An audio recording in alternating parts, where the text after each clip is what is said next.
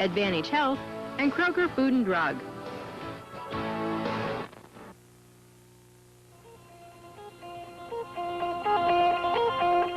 Nearly 9 months have passed since the Magnolia Blue Eagles were upended in the state AA championship at the hands of East Bank.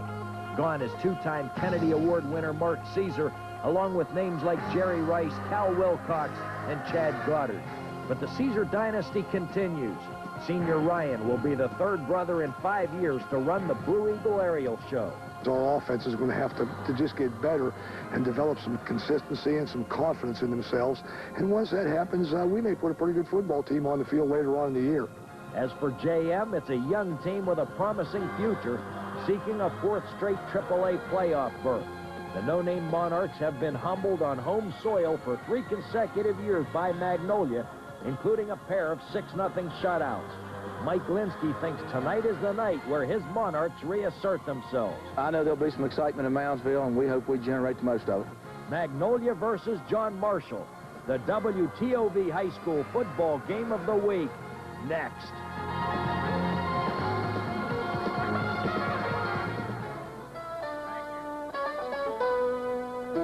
Tonight from Monarch Stadium in Moundsville, West Virginia, the WTOV 9 High School Football Game of the Week between the John Marshall Monarchs and the Magnolia Blue Eagles. Hi again, everybody. I'm Bill Phillips, along with the coach, Ty Fleming, coach. We're back here once again at Monarch Stadium for the beginning of the season.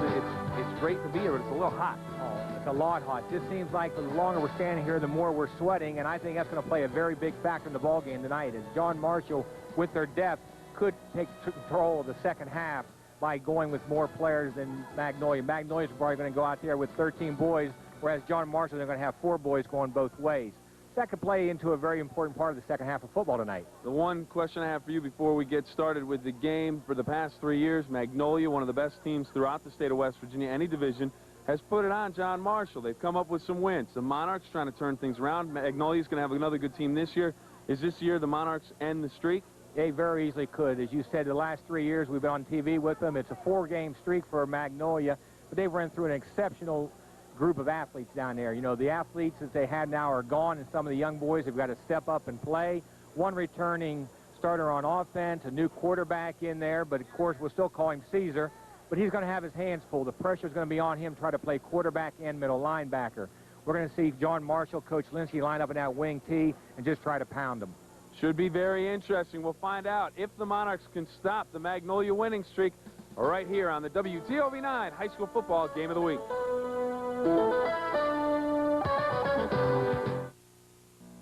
And now it's time for Kids Auto Quiz. Hi, I'm Bill Forbes, and I'm your host of Kids Auto Quiz. Our first category, please. Yes, I'll take no-brainers for 10, please. When is the best time to buy a new car? At 4:30 in the afternoon. At the end of the model year. That's correct. Before the new model price increases. Our final question. Where is the best place to buy a new car?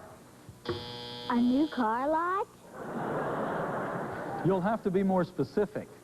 That's not exactly the answer I was looking for.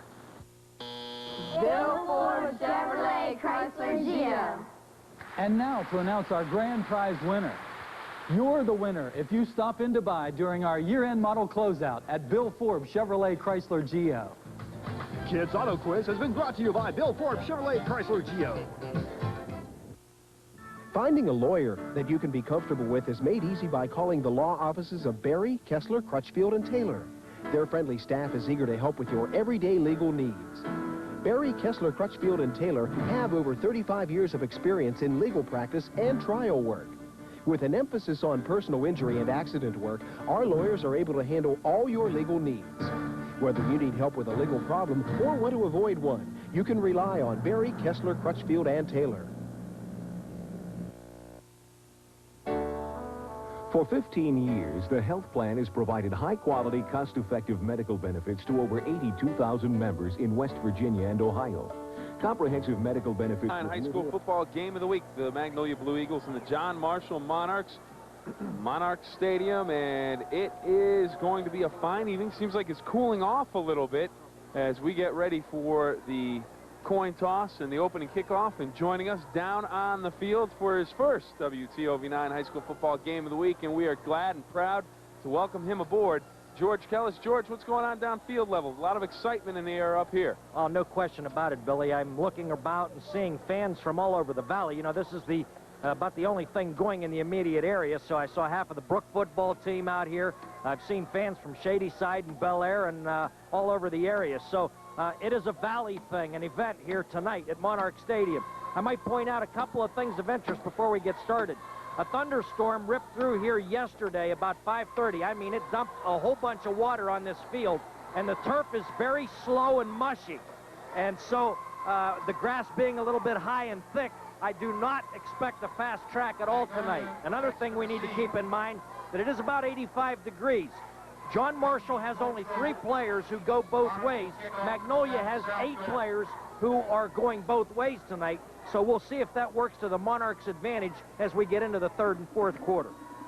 All righty, George, thank you very much. Coach Fleming up atop, and we see that Magnolia won the coin toss, and they will come out on offense first. And Magnolia Blue Eagles, they like to put the ball up in the air immediately. So I would imagine really no problem there or worrying about any jitters on the first offensive series, except you have a new quarterback. Yes, we do. A new quarterback in there, and number 4, and Ryan Caesar. This will be Ryan's first chance to step in there at quarterback. And talking with Coach Caesar before the game, you know, he said Ryan really has never been a thrower because he was always the one that was catching the balls for his brothers. So this is really his first shot in there, and he's going to have a lot of pressure on him. And the biggest thing he got to be careful of is not to do too much. Just do what comes natural to him and let his dad try to confuse the defense. Well, we are ready for the opening kickoff tonight, and 1994 high school football season has begun. The kick end over end comes down to about the 10-yard line, where it is fielded and brought out to the 15, and that's it for the Magnolia Blue Eagles. They will start as Chris Raleigh returns it out to the 15-yard line. We take a look at the Magnolia offense, and we begin up front with the offensive, or actually with the backs. It's Caesar, Thomas, Raleigh, Shepard, Miller, and Talkington. Those are you guys handling the ball. West, McGee, Rush, Smith, and Hood up front doing the blocking tonight for the Blue Eagles. We'll set the defense for the Monarchs in just a moment. 1st and 10 at the 15, and it's good to have football back. Oh, yeah, it just seems like the other day we were doing a Magnolia game down in the rainstorm. Quick pitch. Raleigh has some room and cuts it up, and a good gain on 1st down. Took a good pop, but some nice blocking up front. Opened up a little seam there, Coach. But right now we take a look at the defense. Ward, Cleaver, Neely, and Wilson, your defensive line for the Monarchs. Pavlik, Parento, and Barch are your linebackers, defensive back. So they set up with Kuntz, Pettit, Heinerman, and Provence. Aaron Provence, quarterback, and that is your defense for the Monarchs of John Marshall. 2nd down and 4 for the Blue Eagles. Second play from scrimmage. Pitch the other way with Raleigh. He'll stretch it out, finds the block, and he gets across the 1st down marker, and he'll have a 1st down by about 1.5 yards. Good running after he takes the hit. Yes, he is, and they're doing a very good job of taking their contained man over there at defensive end and letting him get him blocked inside. We'll see here that he can make the turn right here. As he gets that ball, he gets his shoulders now going north and south. Notice right there the alley, number 32, throwing the key block for him there, the tight end, Shane Tarkington. But what Coach Caesar is doing, as the folks will notice, he's not going with the tight end. He's taking both of his ends and splitting them out, plus putting a flanker and splitting his backs and getting this big John Marshall defense spread across the field. Coach Linsky's job, try to figure out what the offense for Magnolia is doing. Right now they have a 1st and 10, and someone jumped, and I think it's going to go against the Monarchs. Yes, that was their nose guard in there, Cliff Ward. Cliff Ward's a state champion over here in West Virginia in wrestling, and he's extremely quick. We watched him last year there against Wheeling Park, and talking to Wheeling Park coaches, they were so worried about him. They had some special blocking schemes, which they want to put 2 and 3 guys on him. That's how dangerous he is inside that offensive line. And if someone out there in the valley hasn't seen Cliff Ward before, 5'7", 155 pounds. He's a nose guard. People are thinking, why would you worry about this guy? Well, he's probably the toughest guy in the valley pound for pound. And quick. There's the key. Well, Magnolia in a great position here. 1st down and 5. And a little delay to Raleigh, but nowhere in a hurry goes Raleigh is knifing through number 51. Havlick comes up with the tackle.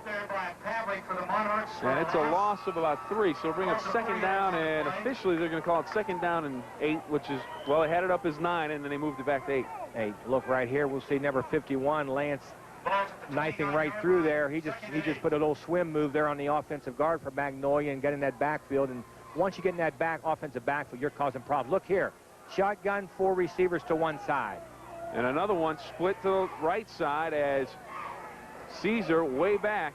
Run Shotgun left. Formation. He's going to sprint. He's going to look, and he has a man wide open on the sideline. Caught, hauled in for a first down, so it works.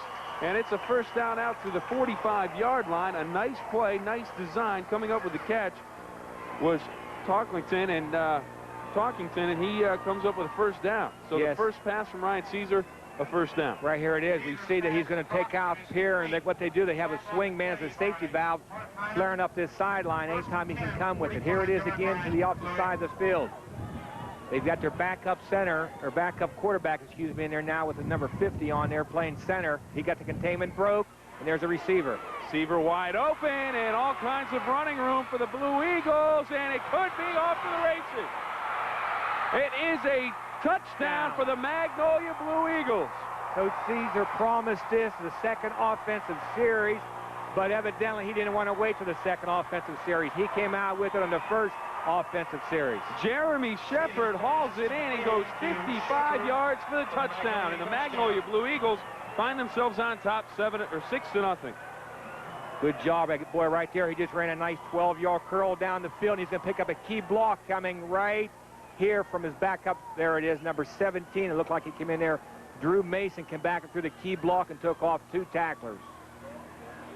Talkington in to attempt the extra point, and it is good. So just like that, first series of the game for the Magnolia Blue Eagles, and they march it all the way down the field, 85 yards for a touchdown.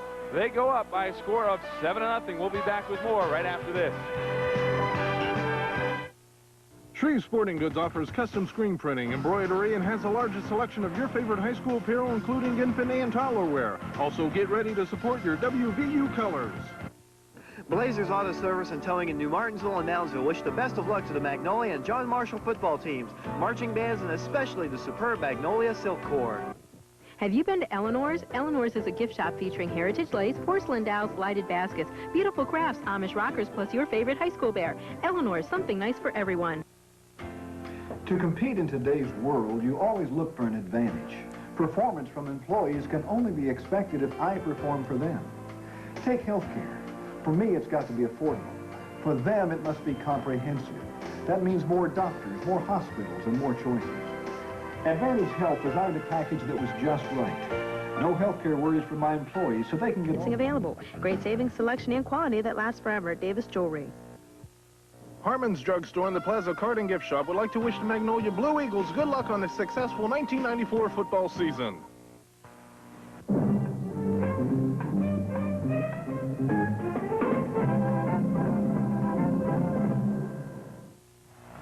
On the Bill Forbes Chevrolet scoreboard, Magnolia 7-0. Coach, take us through the score. Take us through the score. Right now, we got the outside receiver ran a post with that second receiver right there ran a curl, and we see that guy that ran the post coming back right now to make the key block that broke Jeremy Shepard open for the touchdown.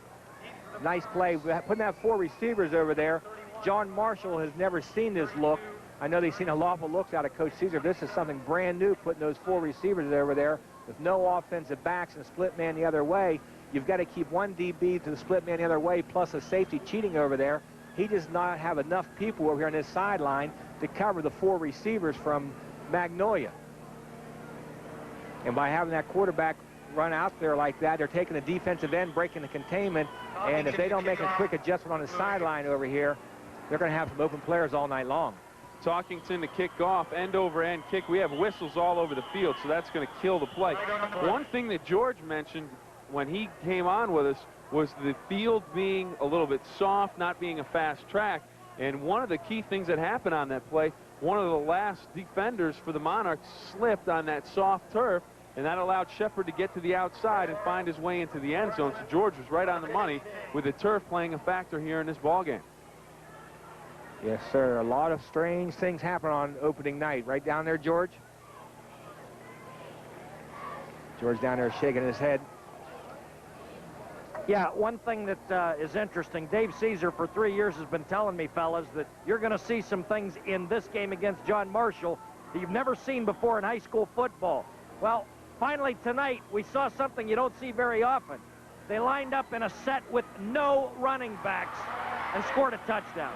Cliff Ward takes the kickoff, and he takes a stick at about the 33-yard line. He takes a pop. He'll hop up from that. It's good field position for the John Marshall Monarchs as we take a look at the offense. And I believe that hit was by Ryan Caesar. Go, I'm sorry. No problem. Willis at the quarterback. Jason Willis, Parento, Bart Ward. I knew I was going to have problems with this one. Bushavitsky and Pettit. And up front, Bonner, Wilson, Pettit, Tucker, and Potters. So my apologies, but I knew I was going to, you know, you have it in your head, you're ready to go, and you get to it, and you just vapor lock. You get that mental block thinking about it all day long. We have John Marshall moving right now. I'm going to take them back to 1st and 15. Not a good way to start for the Monarchs. Well, right now, looks like the Monarchs may be the team with the jitters. Let's take a look at the defense. Smith, Finari, Hood, Robinetti up front, Caesar, Flaherty, Rush, and the defensive back, Shepard, Thomas, Talkington, and Raleigh. 1st and 15. Handoff to Ward, and the nose tackle bottled up in the backfield.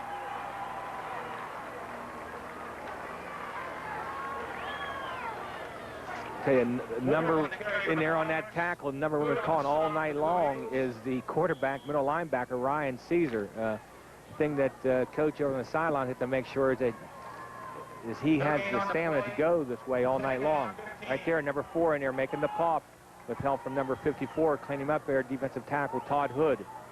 I don't think he has a choice. I don't think his brothers would let him live it down.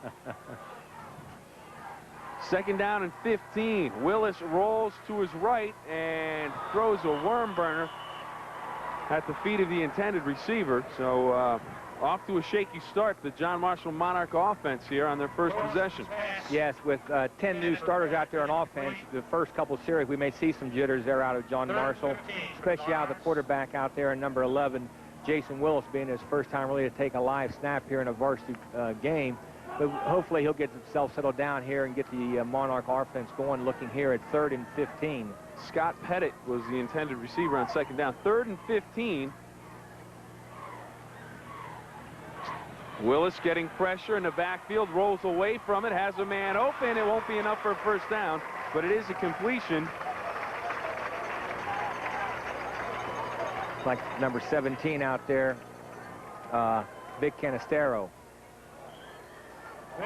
Bring up 4th and 5. Take a look at it here again, Coach, as he looks it in. Canistero with a nice catch. And good coverage, just a nice offensive play. Throw him down there where only one guy could catch the football. You know, as we said, you know, all preseason long down here at the lower end of the valley, we've been hearing about John Marshall's throwing attack. Jason Willis has a very, very live arm. He got some good receivers out there tonight, so we may see them go away from their wing tee and throw the ball more than in the past. Well, the Monarchs will kick it away. High, towering kick. Caesar calls for the fair catch and takes it on one knee at about the 28-yard line. So it'll be 1st and 10 for the Magnolia Blue Eagles from their own 28-yard line on the Bill Forbes Chevrolet scoreboard. Magnolia on top in the 1st quarter, 7-0. For years, I tried to do it on my own at home. But it got to the point there was so much to do with work, the kids, everything. I just couldn't handle it anymore.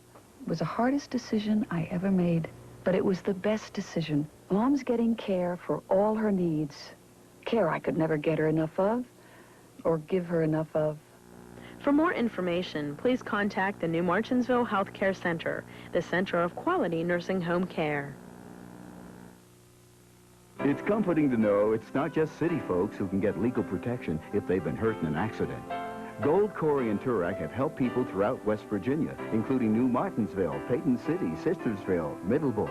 and we'll visit you and talk to you for free if you need help. We may not have an office in your hometown, but we're really not that far away. Because if you have a phone, you have a lawyer. The right attorney can make a difference. Call Gold, Corey, and Turek at 845-9750.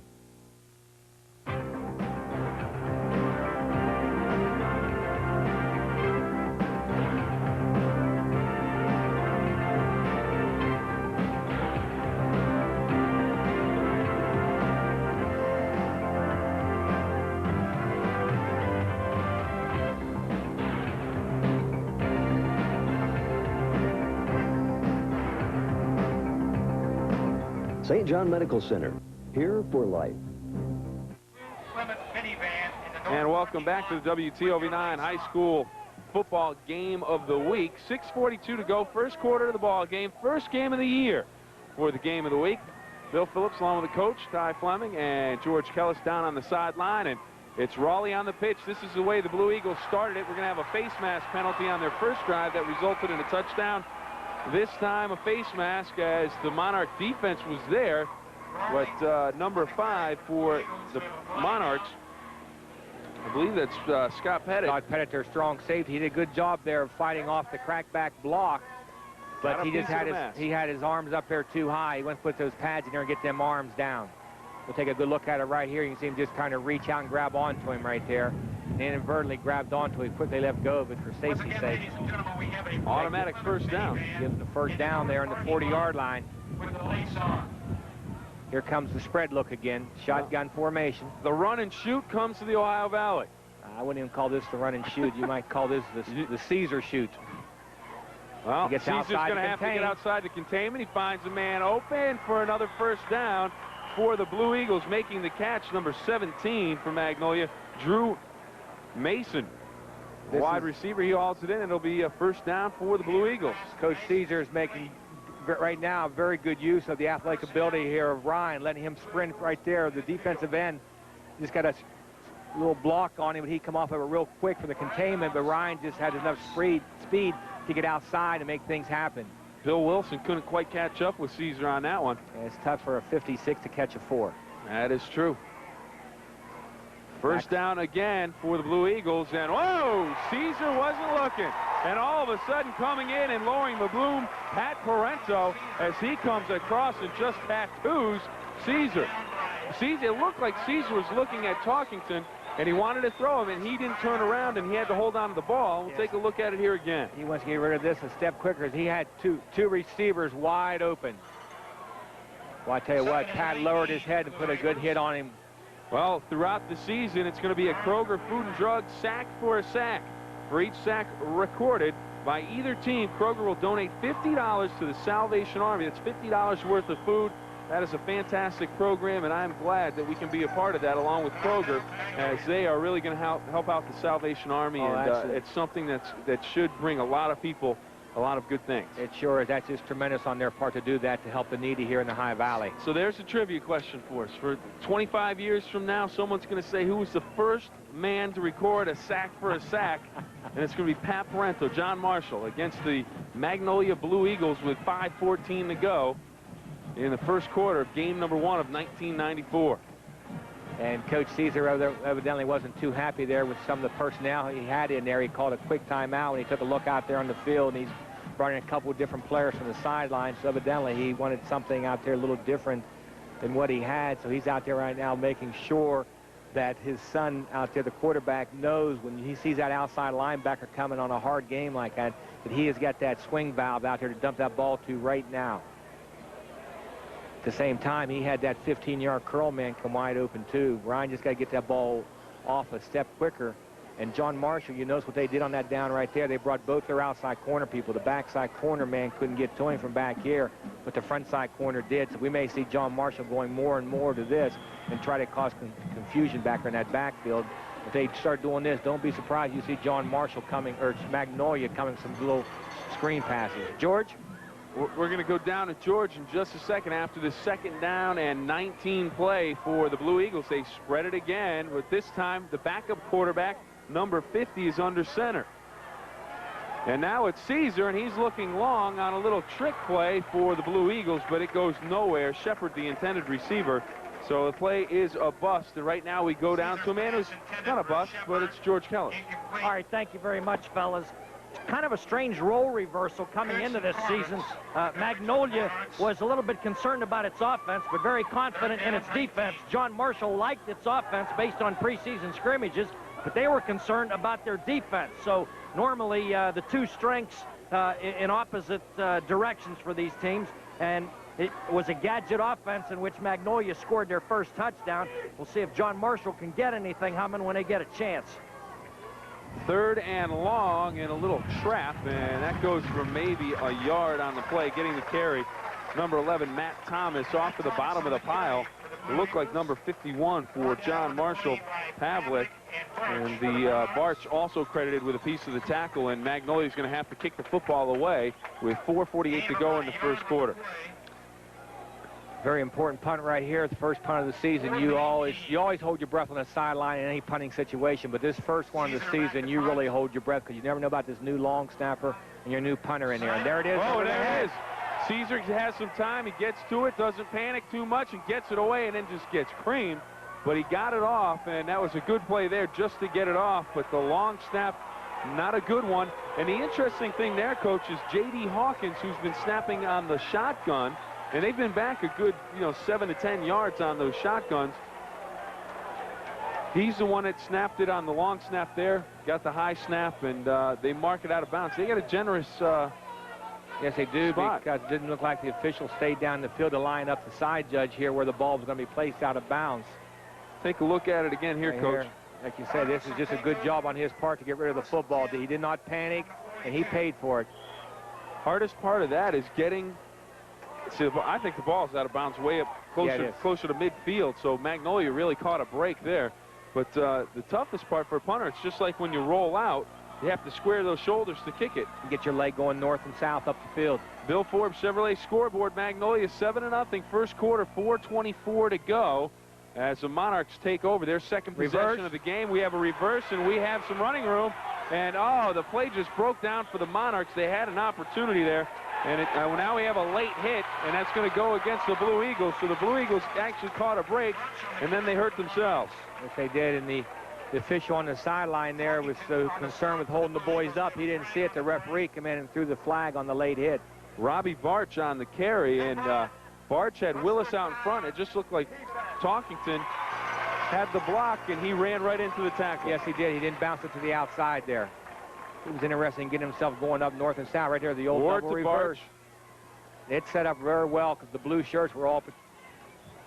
He almost lost the football. Yes, no one hit him. Looked like it was number 32 there. He saved the day. Talkington saved the day. He was on one of the blue shirts. And wow, we see the two in the late hit. Blue shirts coming there a couple yards out of bounds. First down and 39. Well, the Monarchs catch a break, and Willis drops the ball. All of a sudden, it opens wide open. He looks to get past Shepard. Shepard makes a nice open field tackle, but it'll be close to a first down, and Willis makes something happen. And how many times do you see that on a broken play? A lot, because all the blockers are going the other way. The defenders are reading the blockers and going their way. Look right here. So here comes the trap inside. Look at that seam open up for him. Shepard makes a nice play there. Just to get a piece of him and bring him down. Coach Lynch is going to put that in the playbook Monday. Might as well. Might as well. I bet you could never do it in a million years as well as you do when you just mess it up. Kind of like the old Fumble-Rooski. Drop the ball and leave it lay there. Well, Ward in the wing to the far side. Willis rolls to the near side. Looks downfield for his back out of the backfield. Has him. And it'll be close to another first, be a first down for John Marshall making the catch. Pat Parento. And so far, Pat Parento having a pretty good night for himself. Yes, He's made a couple of big hits on defense, and here he hauls a nice pass in for first down. We saw Pat last year do a very good job in the game we had on the game of the week last week. He's a tough young man. Remember the hit he laid on Caesar. Watch this right now. He wants to deliver the punishment right now. He's low in his shoulders. 6 foot, 190-pounder. Yeah, he's well put together there in that fullback spot. Great to have a fullback and catch a football like that. Parento again on the carry. Slips out of one tackle, dives ahead for a couple more. You give him about 2.5, 3 yards on the play. We call it second down and 7. Shepard on the stop for the Blue Eagles. We'll see number 55 here for Magnolia, Jason Faneri, get in the backfield, almost caused a handoff trouble right there, but he got the ball off to Pat. Pat picks up some positive yards with 2:44 to go here in the first quarter. And we're looking at second down and 7 yards from, what, the 15-yard line, Bill? Just inside the 15. Just inside the 15. It gets tough with no numbers on the field, but you got them on the fence.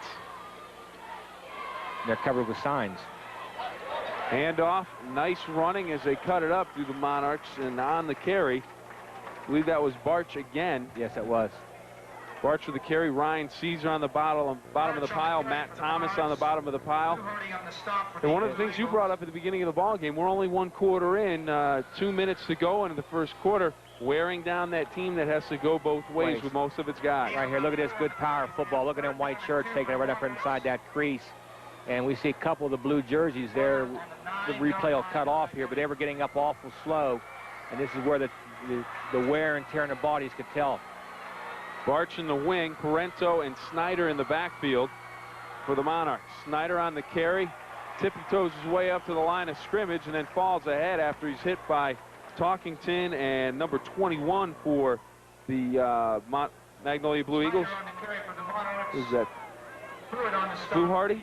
Yes. Okay, fellas. George, go ahead. Yeah, I just wanted to point out, you're seeing a very unusual situation here. You'll notice that one guy making a lot of tackles out there for Magnolia is Ryan Caesar. When was the last time that you saw a quarterback who was also a middle linebacker? So you got a situation where he took a good pop out of the punt formation the last time. He's the quarterback. He's a middle linebacker.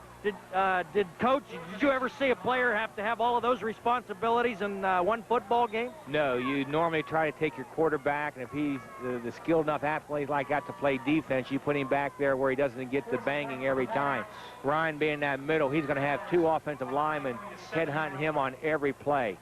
And this is the thing we were talking about earlier, George, you mentioned, I mentioned in the pregame talk, is this could wear out the second half on the Eagles. Yeah, he's a tough kid, but my goodness. Only so much your body can take in this heat and humidity. Barch, Parento, and Ward in the backfield. The wing to the near side for the Monarchs. They're down 7-0. 4th and inches, and it's Ward, and, well, it depends on the ball came loose. And it was he down, recovered, fumble? It is a fumble. It is ruled a fumble, so the Magnolia Blue Eagles catch a break. George Kellis and I talked about it on the Pigskin Preview on Thursday. George, we said turnovers in these early games would be the difference. We'll take a look here going up to the first down. Cliff Ward had the first down made. See if we can see who's right. The ball just came out right here. Good call because his knee was not down. Now who picked up the football? I didn't catch a number. George, did you catch a number down there? Well, yes. Number 14. Number 14, Chris Riley. First down from the 4-yard line for the Blue Eagles with 55 seconds to go. Well, Raleigh on the carry, and he is stuffed. We have flags all over the place. We have a flag on the play. I believe we got motion against, yes, the Blue Eagles. We had one of their outside receivers out there moving a little bit as the ball was being snapped. I think you'll find John Marshall probably will turn this down and take the down right now. Well, Coach, while we have a chance, while they're figuring out exactly where they're going to spot the football, let's talk a little more football. Saturday, that's tomorrow, 1 o'clock in the afternoon, NFL preseason special. You get all your information on all the teams around the NFL. Then at 2 p.m., NBC's NFL preseason football of the Los Angeles Raiders and the Houston Oilers. That should be a good one. Then at 7 o'clock tomorrow night, Ohio Valley Magazine. And then at 11:30, the game of the week, a second game of the week. And that'll be Weird Madonna and Bishop Donahue, George Kellis, along with John Sorrenti. They will bring you all of the action. That game at 11:30 tomorrow night. And that's followed by, of course, Star Trek Marathon. And if you want to stop by Coach Walensky, the light will be on at his house. They'll have sandwiches ready for the Star Trek Marathon. That's all coming up on Saturday. Makes for a great Saturday afternoon on WTOV9 and Saturday late night. Sure does. I tell you what, that Los Angeles Raiders football team, nice job by Ryan again, getting outside. They're really having problems keeping him contained in there. Brought that ball out from inside his 5-yard line, the 4-yard line, out to the 13-yard line. take a look at it again. The Raiders, you were going to say, Coach, they need someone who can run the football. They don't have any running back. Maybe they want Ryan Caesar. Well, with Hostetler throwing it and the receivers, they got the speed they got, I don't think he's going to worry too much about running the football. Well, one quarter is in the book. The first quarter of the 1994 season has come and gone, and here at Monarch Stadium, it's the Magnolia Blue Eagles on top of John Marshall by a score of 7-0 on the Bill Forbes Chevrolet scoreboard. The Strawberry Vine, now at their new location in the new Martinsville Plaza, has a large selection of unique country gifts and specializes in art and cake decorating supplies. Let's go Blue Eagles.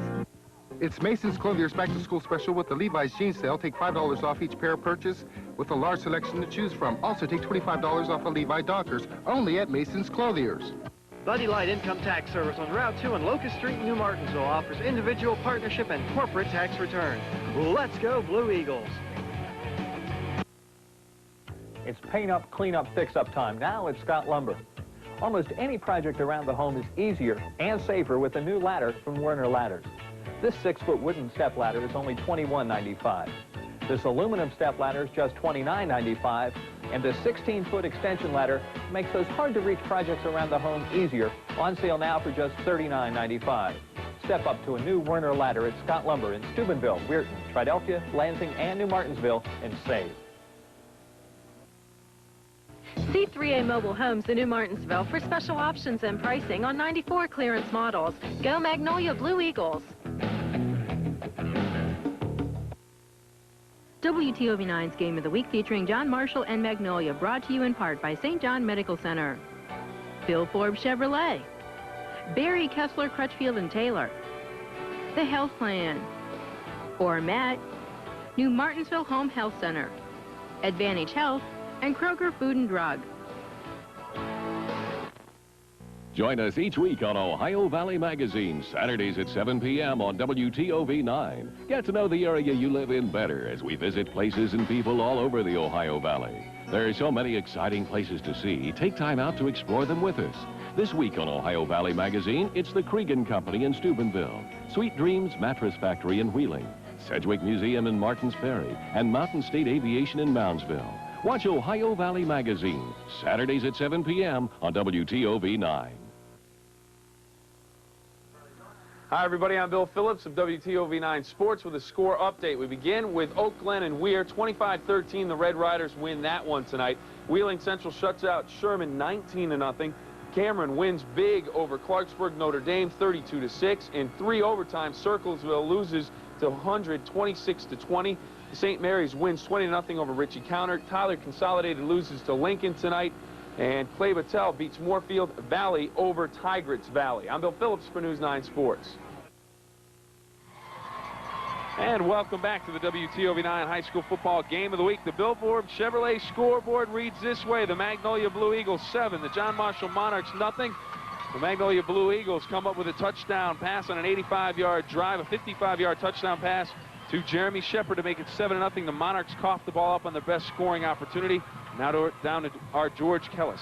Well, fellas, for the 5th consecutive year, a Caesar is at quarterback. There was Aaron, there was Markey, now there's Ryan. Is this the last of the lot? No, we still have Bubba yet to come. Back to you. Bubba? Bubba? Yeah, Bubba. That sounds like a tackle, George. No, he's actually not a very big fellow. Looks a lot like his brothers. Okay. Well, he should be able to throw the football then. 3rd and 1. 3rd and 1 for the Blue Eagles, and they're on 3rd, and they've lost some yardage. Matt Thomas stuffed, and I guarantee you Cliff Ward gets up off the bottom of the pile. Number 1 does, the nose guard, getting through to help make the play. And it looks like Parento may have gotten in there again. Yes, that number 10 filling right to our linebacker. Watch number 10 step right up in the hole. Boom, nice kiss right in the middle of the numbers. And here comes pursuit to make sure. Matt's driving to get first, but he didn't get it. He's a half-yard short, Bill. Well, here comes that snap again. And this time it's closer to the end zone, so you never know what's going to happen. Bushavitsky on the sideline, injured. He has a wrap on the knee. Hopefully George will probably try and find out exactly what's up with that. Ryan Caesar, end-over-end kick. Ward fields it exactly at midfield, and he's back to about the 41-yard line. Much better snap that time. Still a little bit high. Ryan had to leave the ground a little bit to get it, but believe me, he has a lot better than that last snap. 11:09 to go, first half of play, 7-0. The Magnolia Blue Eagles on top. The Monarchs of John Marshall, coach, finally starting to get that wing T power offense going. And the last time they had the ball, drove it all the way inside the 10, but coughed it up on the fumble. And great field position right here. We're on the 42-yard line, and they're in great position to go with it. George, what report you got there on the sideline? Well, George Bolshevsky is starting split end defensive back for the Monarchs, and he is injured right now with a knee. They got an ice bag around it, and he's out at least for a while. We have flags all over the place. Varch on the carry, but it looks like it's going to come back, and it looks like it'll be against the Monarchs, and indeed it is. A false start. We had one of the hind ends going up and down there on their offensive lineman. We'll take a look at it right here. We'll take the look right there. There it is, we'll the flinch. That flinch move, which cannot be done. Defense can move, but those offensive linemen, once they get down in that three-point stands or set in a two-point with their hands on their knees, cannot move. First and 15. Cliff Ward checks out for the Monarchs. Checking in, number 27, Kevin Snyder. And boys, the Monarch staff high on this young man. Willis Boot looking pass, to he's roll, deep. and he's got a man open, and it's complete. Down and inside the 20-yard line and out of bounds, hauling it in for the Monarchs. Canestraro making the catch. Vic Canestraro makes the catch. He hauls it in on the sideline, and he is pushed out of bounds. So big first down pickup for the Monarchs. We'll take a look at it. Good play action in here. That pounding of that football inside. And we see right there the quarterback, Jason Wills, letting that ball go. And what he has got to learn to do is get them shoulders up the field more north and south. He wants to lead that ball down the sideline. They have 6 points in that situation.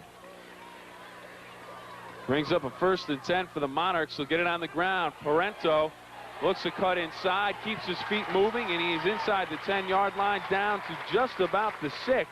It'll be close to another first down. This is where John Marshall got to stop shooting themselves in the foot. They got to take advantage of this situation right now and get some confidence going in their offense by putting that ball in the end zone. You never really have true confidence in your offense until you cross that goal line. Rob Kavanagh checks into the ball game.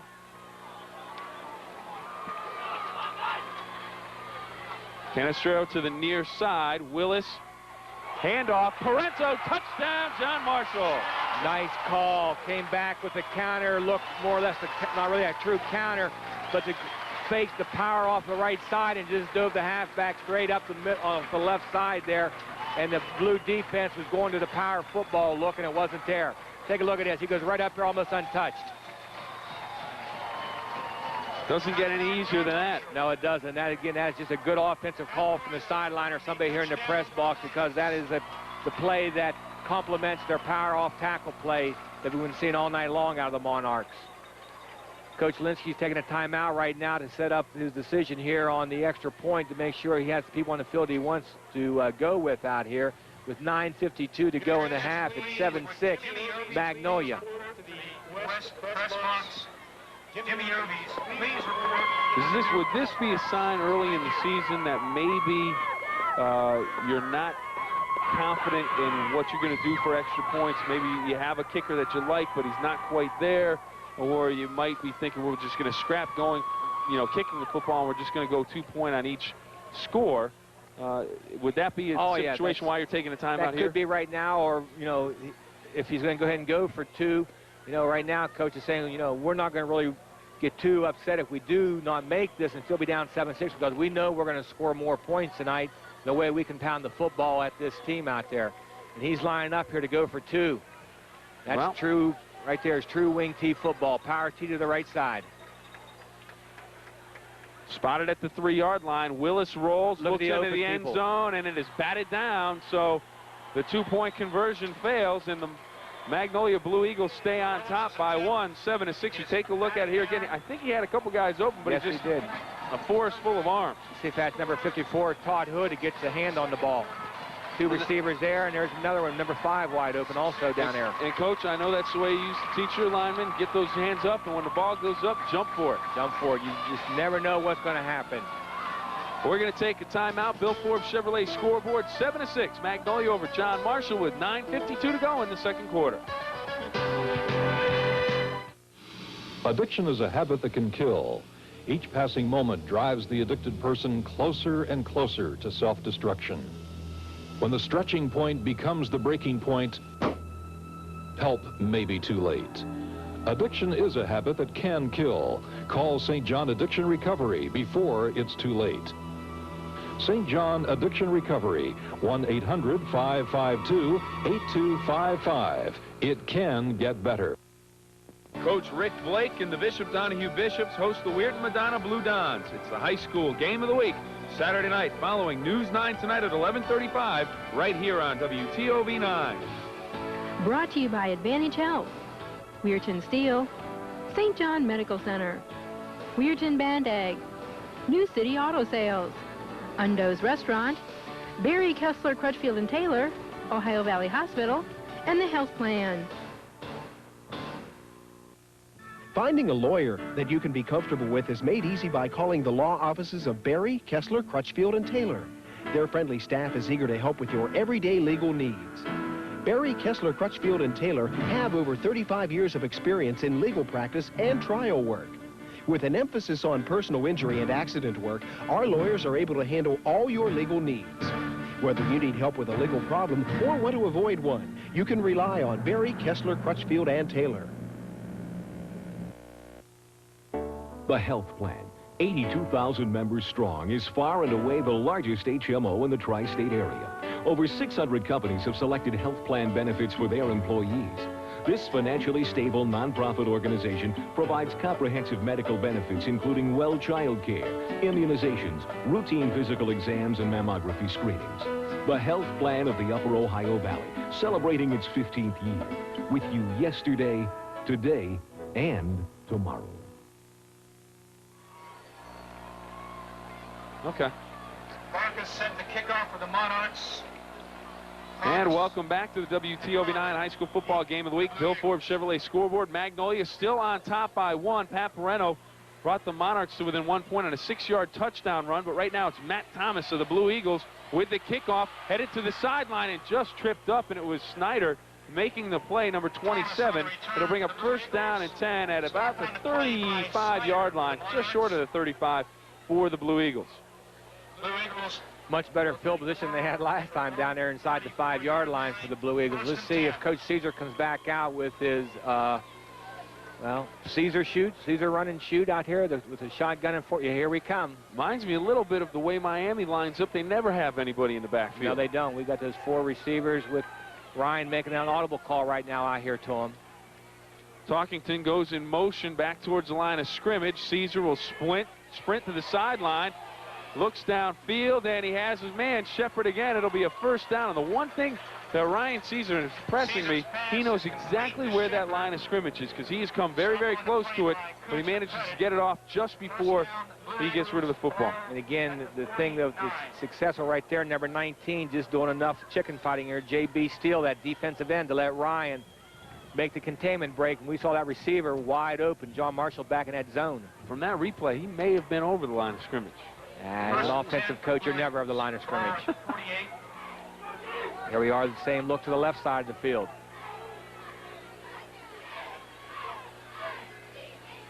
Talkington in motion again.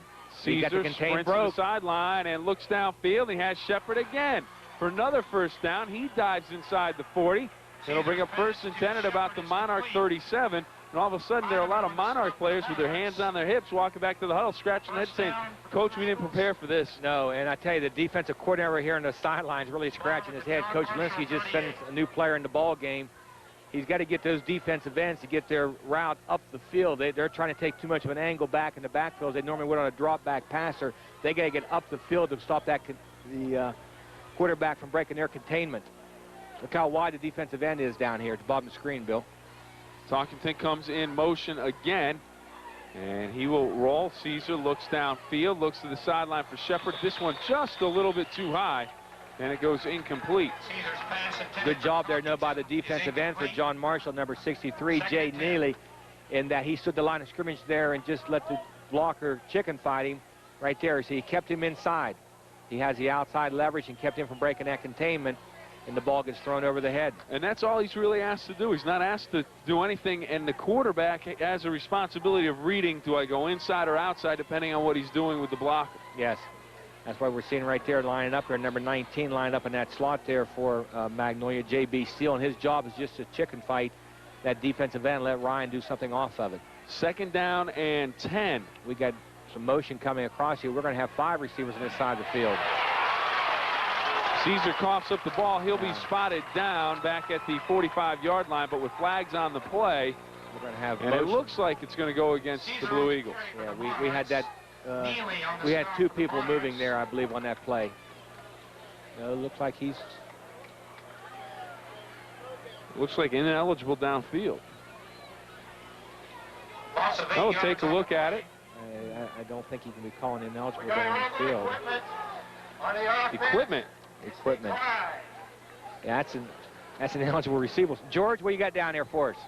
Well, fellas, until that last play right there, one of the problems John Marshall's defense is having in defending this thing is that when Ryan Caesar takes the snap, he's so deep in the backfield that he is sprinting toward the line of scrimmage. That's forcing the linebackers and the defensive backs to come up and respect the run. So when you do that, it's difficult to cover that many wideouts who are running about your secondary. So the John Marshall secondary and linebacker people are having some difficult decisions to make as to how to deal with what Caesar's doing out there. Yes, the first option of what Dave has going on that field right now is for Ryan to run the football. If he sees somebody open, that's great, go ahead and throw it. But right now, the way they're blocking everything out there, that he wants him to get outside, break the containment. If he sees the yardage, go ahead and get it and talk to him before the game. He's emphasized to him all week long, break the containment and get the yardage. If there's a man open, throw it. If not, take off and go with it. Well, Coach, good news. It's a sack for a sack time again. Since the penalty was declined, it will be another donation from Kroger. And a sack for a sack. For each sack recorded by either team, Kroger will donate $50 worth of groceries to the Salvation Army. So the second sack of the day, we're up to $100. I like this. That's tremendous. It's like I almost feel like I'm giving stuff away, and I don't have to get hurt. I don't have to be down on the field taking the punishment. But a sack for a sack, it's a great deal. Kroger and WTOV9 along with the Salvation Army. Sack for a sack, $50 for each sack recorded in each ball game this year. 3rd down and 18, and Caesar looking long down the middle. You don't want to throw it down there late. It's picked off by the John Marshall Monarchs, so the drive is stopped. Kuntz coming up with the interception, and he hauls it in. And, Coach, that's one of the golden rules of football. Late down the middle, don't do it. Don't do it. And what Josh Kuntz did back there, he just stood there and read his eyes the whole way. They're trying to run a post counter from the backside. You see, he got the corner beat there, but the safety stayed right at home in that deep zone and just played the ball perfectly for him. There's our backup quarterback playing center in there, number 9 or number 50, J.D. Hawkins. Well, the Monarchs get the football again. The last time they had it, they scored to make it a 7-6 ball game. Right now, 7:51 to go. First half of the ball game. 1st and 10 for the Monarchs from their 30. Willis. And we've got another sack for a sack because I think they'll decline this one coming through. Big number 55 for the Magnolia Blue Eagles. Take a look down my sheet. Willis on the carry for the Monarchs. Finari with the stop, and they will decline the penalty. So Kroger's coughing up some more food, and that's a good thing. Flag on the play. Sack for a sack. Holding penalty declined, so it'll be 2nd down and long. And right now we go down to George Kellis. Yeah, the difference in this game right now, fellas, is 1 point. There is absolutely nothing wrong with John Marshall's kicking game. They have a young man by the name of Chad Reba, who was a soccer player last year, is ready to kick. The Monarchs just elected to go for 2 to try to grab the lead here in the first half. And the fact that that 2-point conversion attempt failed, John Marshall still trailing by a point. Look at this offense out of John Marshall, George. Bill, single back. Coach Linsky maybe a little bit hot down on the sideline as Brento coughs it up, ball's loose, but it's picked up by a lineman. Watch out. Oh, and he's hurdling people. This is beautiful football. You gotta love it when the big guys get their hands on a football. Ben Potter's 6 foot, 200 pounds. I think he might go a little bit bigger than that. And he made like One of the greatest NFL running backs of all time is he tried to hurdle everybody. George, he tried to hurdle you and you're down on the sideline. He knew exactly what to do with it. Watch this. He didn't hesitate. He didn't fall on it. He picked it up, tucked the ball away. Better get the point covered up a little better. Looks like he's carrying a loaf of bread. Look at this number hit. Oh, yeah. Oh, nice hit by Mike Rush. Kept the legs going in the air. Maybe he was a fullback back in 7th grade. There it is. Coach Linsky went in the huddle and he said, that's it. You don't touch the ball anymore this year. 3rd and 11. At 6:29 to go in the 2nd quarter.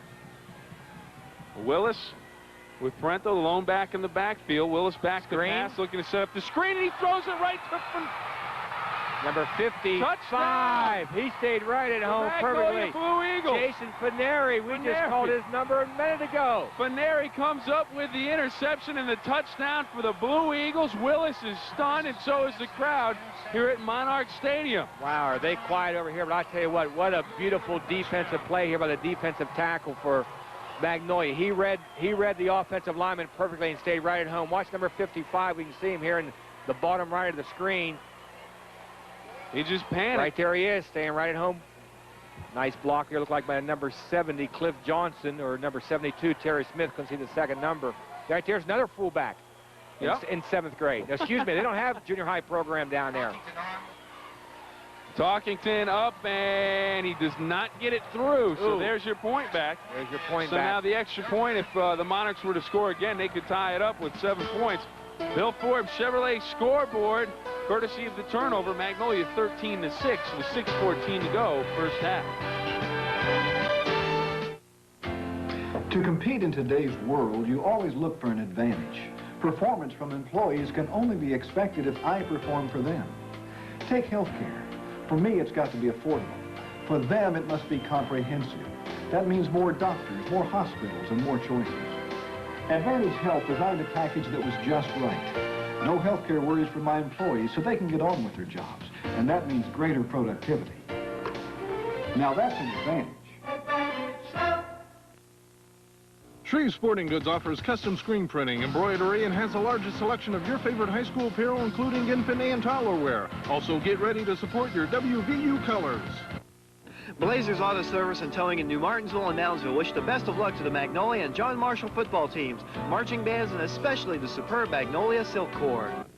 Have you been to Eleanor's? Eleanor's is a gift shop featuring heritage lace, porcelain dowels, lighted baskets, beautiful crafts, Amish rockers, plus your favorite high school bear. Eleanor's, something nice for everyone.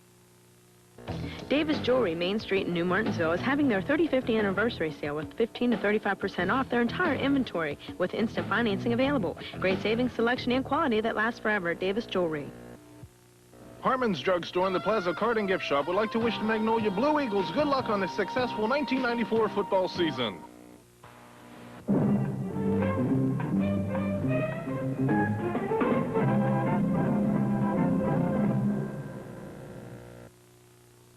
I left her alone for, it couldn't have been more than a minute. When I came back, she was at the stove with the tea kettle and her sleeve on fire. That was the moment I realized I'd been fooling myself. I couldn't give her the care she needed, the constant supervision. If she could, she'd tell me I made the right decision. For more information, please contact the New Martinsville Health Care Center, the center of quality nursing home care. 13-6 your score on the Bill Forbes Chevrolet scoreboard. And one of the things that's been key in recent years for Magnolia has been the big play. You'll remember a couple of years ago, the two teams were tied in the 4th quarter, and it was a big Mark Caesar to Kenny Fisher pass, which set up the winning touchdown for Magnolia. So far tonight, John Marshall's been able to grind it out, but Magnolia has the lead right now because of 2 big plays. One big pass play on offense, 1 interception return, or a return right there for a touchdown, and 13-6, Blue Eagles. Jason Fanari will be having dreams tonight, playing wide receiver or fullback. They've been doing some switching in and out of their fullback position this year. Believe me, he may go and talk to Coach Caesar. He got to the end zone, he went down, no one even hit him. Went down, no one hit him. But I'll tell you what, he had a great run for about 25 yards. Yes, he did. He's going to put his application in Monday for that fullback spot. The interception makes it a 13-6 ball game. The Blue Eagles on top. Good kick. Barch picks it up at about the 7-yard line. Has a couple of blocks, squirts through a hole, and he's out close to the 25. That's where the Monarchs will take over 1st and 10, down 13-6. Great crowd on hand, Coach. Oh, yes. And I tell you what, though, that interception really quieted down the John Marshall side. They were making some nice noise early on here when they came back and was within 7-6. That interception just really took the air out of them. Right now, John Marshall needs to put together a nice drive with 6:08 remaining in the half to get the momentum back in their sideline. And again, they got to get that confidence going in their offense. Well, the Blue Eagles have to spend a timeout defensively. Well, there you go. You score a touchdown on the interception, and then Jason over on the sideline getting a drink of water, looking to, I guess, pose with the football, late to get on the field. But anyways, down to George Kellis. All right, Billy, thank you very much. I don't know if it's as apparent to you up in the press box as it is to me, but right now over the last 5 or 10 minutes, there is a haze that has come over this field, and the visibility down on the field is not very good down here. Actually, I would think some deceptive things could cause some problems for defenses right now. It's just kind of an eerie scenario down on the field level. Can you tell it from up there? Yes, we can. We can see it rolling right across the valley. If we look downriver there, we see the tower right across river at the power plant with the lights blinking, and it is really starting to give you that eerie feeling. As you said, this is good October weather down there, George. Well, you know, it could be a Halloween type atmosphere. Is it time for it's Pumpkinhead. It's Pumpkinhead time. It's time for pumpkins. Because it's Halloween, and anytime you think there's the tower. There's the tower. But, you can see the fog. And if you're just joining us for the first game ever, you know that you'll have to find out that Keith Wilson, on Halloween, he wore a Pumpkinhead jack-o'-lantern costume mask, so he's now known as Pumpkinhead. He does a great job down on the sideline getting a bunch of great shots. And he's taken some shots over the years, sure too. Has. Well, right now, 5:59 to go. He's down. And Willis is down as he goes down to one knee in the backfield. And all of a sudden, the Monarchs, that turnover seems to have maybe gotten to the confidence of their young quarterback, Mr. Willis. Yes, right there. He was coming with a boot pass, and he got his feet tangled up here, and we'll see him just slip down right here, see if he steps on somebody. Almost lost the ball, kept control of the football, went down on one knee. And he's covered up there by Zach McGee for the Blue Eagles. 2nd down and 12 for the Monarchs. A lot of shifting by the Magnolia defense. As Snyder goes in motion and an inside handoff to Barch. He's got some running room and scrambles ahead for close to a 1st down. I think he got it. Jeremy Shepard might have saved 6 points right there. Nice inside counter trap. Take a look at it right there. We see the trap being applied to number 21 there for Magnolia. And we see the shoestring tackle. Number 11 might have had an angle on him, but it had been a foot race. First, go ahead, I'm sorry, Bill. It's early to talk about the playoffs, Coach, but the winner of this game gets a bunch of playoff points because you know these two are going to put some wins up on the board by the end of the season. Especially Magnolia beating a AAA ball club. Really picks up some bonus points here. Barch again looks to string the block out. Does. Nice balance as he dives ahead for about 6 or 7 yards, maybe even close to 8. It looked like he was going to be stopped by Talkington in the backfield, but he put the hand down, the old balance drill that you work on in double sessions all practice long, and comes in handy. Take a look at it here. This could be a little bit of fatigue right here on the Blue Eagles part because they're really not sticking the pads in there. Right there, number 21 come in for a little pad, but no wrap on him. They're trying to do all arm tackle, and a runner that hard is not going to be brought down with an arm tackle, as we saw. Here's that inside trap off again. The Ward, and there it is, a slip tackle coming through with Caesar. He couldn't make the play, and we may have a Blue Eagle down on. Oh, he's going to get up. Okay. Yeah, he went down earlier down there. He come up limping, but you know, he's a gutty young kid out there, number 79, Mike Rush, and he wants to stay in that ball game. But he's come up a couple times limping, but with the depth they have over there, they know they got to stay out there in the field and play. What you call suck it up time. That's right. Practice all week for one crack at it. All week. They've been going all month now for this game. That's true. They go all the way back to the winter time when they hit the weight room together. 4:03 and counting, Bill. 13-6 our score. Magnolia on top.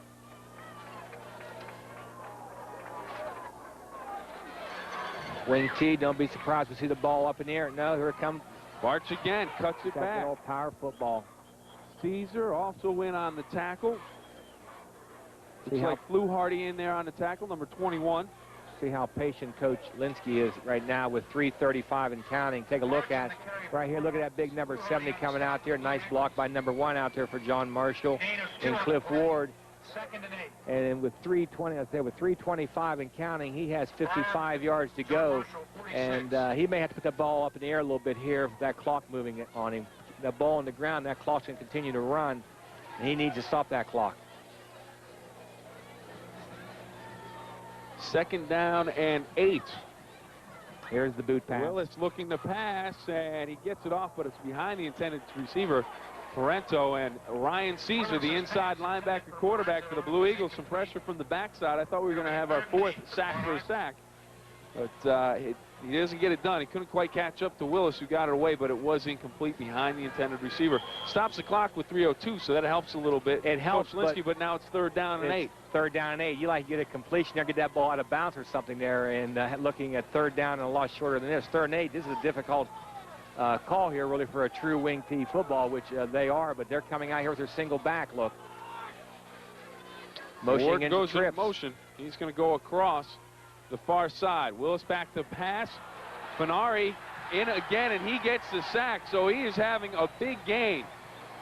the John Marshall linemen out there have got to realize that what Magnolia is doing is they're putting people in the gaps and just trying to get through there. They realize that they cannot stand all night long and go head-to-head with them. Take a look at it here again, Coach, and this one just no one Right picked there. him up. No, Fenari comes straight through. He wasn't touched. And there it is, our 4th sack for a sack. Well, Kroger's is going to be doing some little bit of dig deeping right there. Well, I'll tell you what, it's for a good cause, the Salvation Army.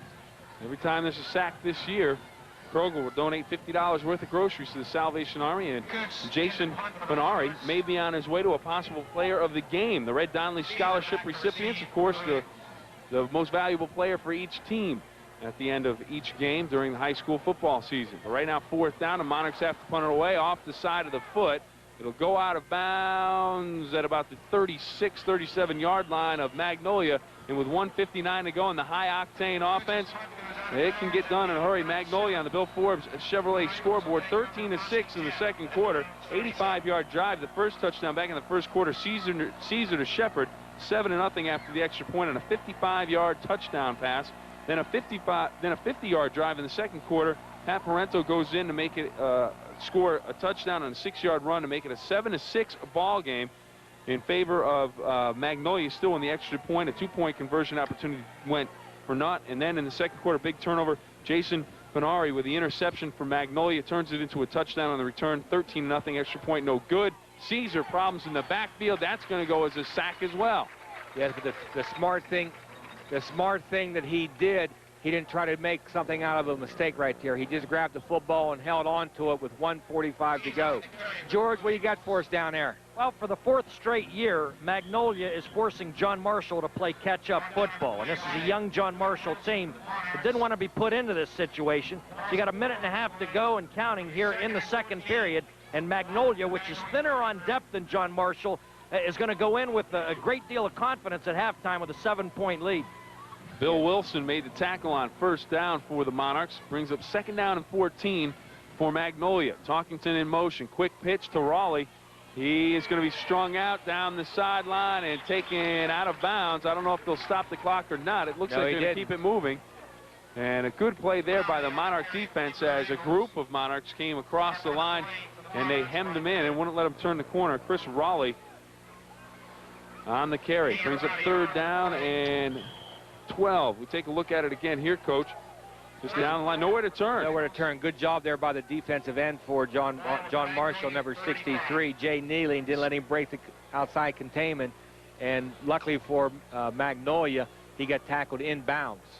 So we're down to 34 seconds and counting, and Coach Caesar might just have him stay in the huddle and take the 5-yard penalty and run another play and then punt the ball. Scott Pettit credited with the tackle. No, they're hurrying up. 23 seconds to go. 3rd and 12 for Magnolia. Caesar under center. He will drop back, keep it on the bootleg, and really nowhere to go. And a good play again by the defensive end of the Monarchs. All they're doing right now is killing the clock on that play, Bill. Jay Neely, number 63, really forced Caesar back in, and then the linebacker's able to clean up. But Magnolia will let the clock run down. Stopped at 11 seconds now as they have a 4th down, and Coach Linsky for the Monarchs calls a timeout, looking possibly for a big return from his return man, Cliff Ward.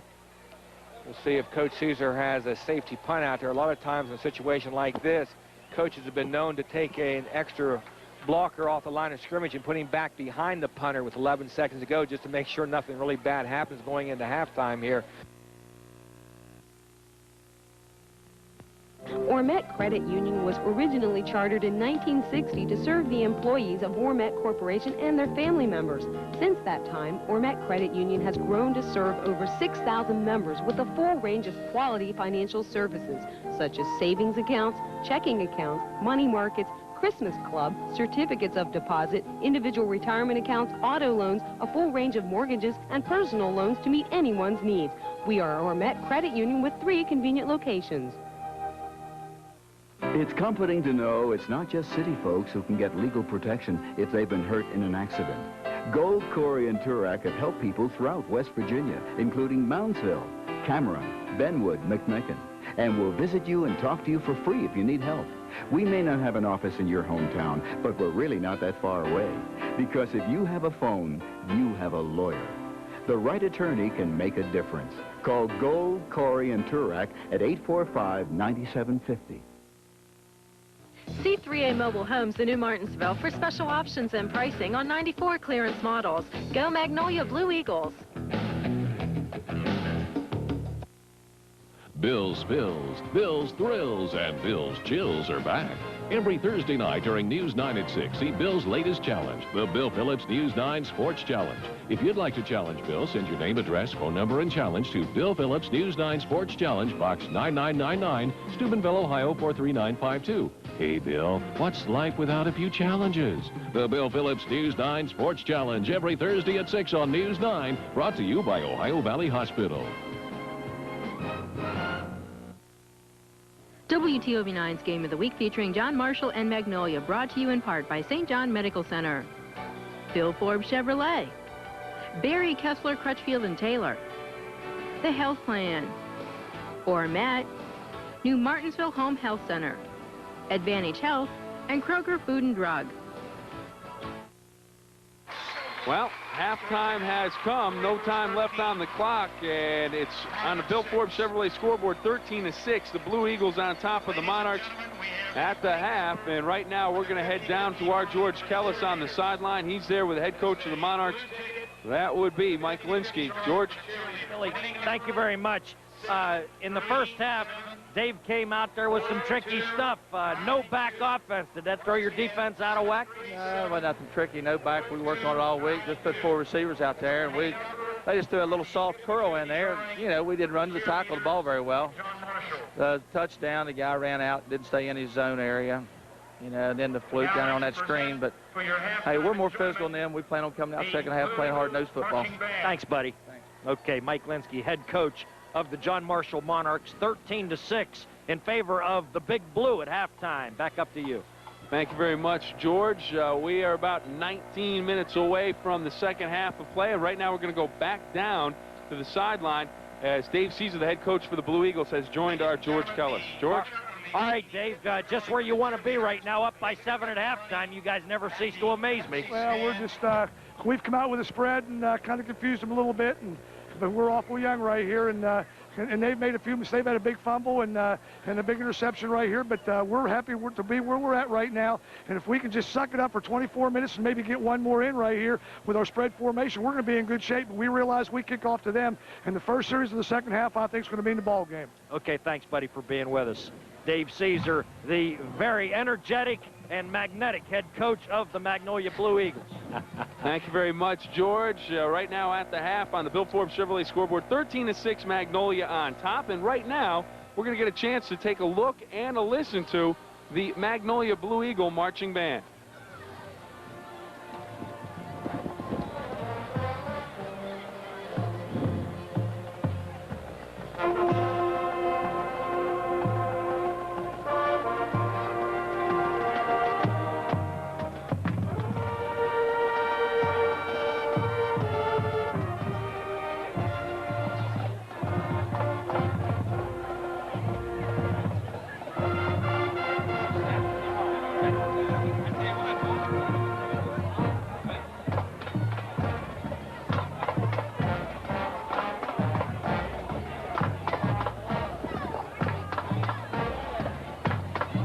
That would be great.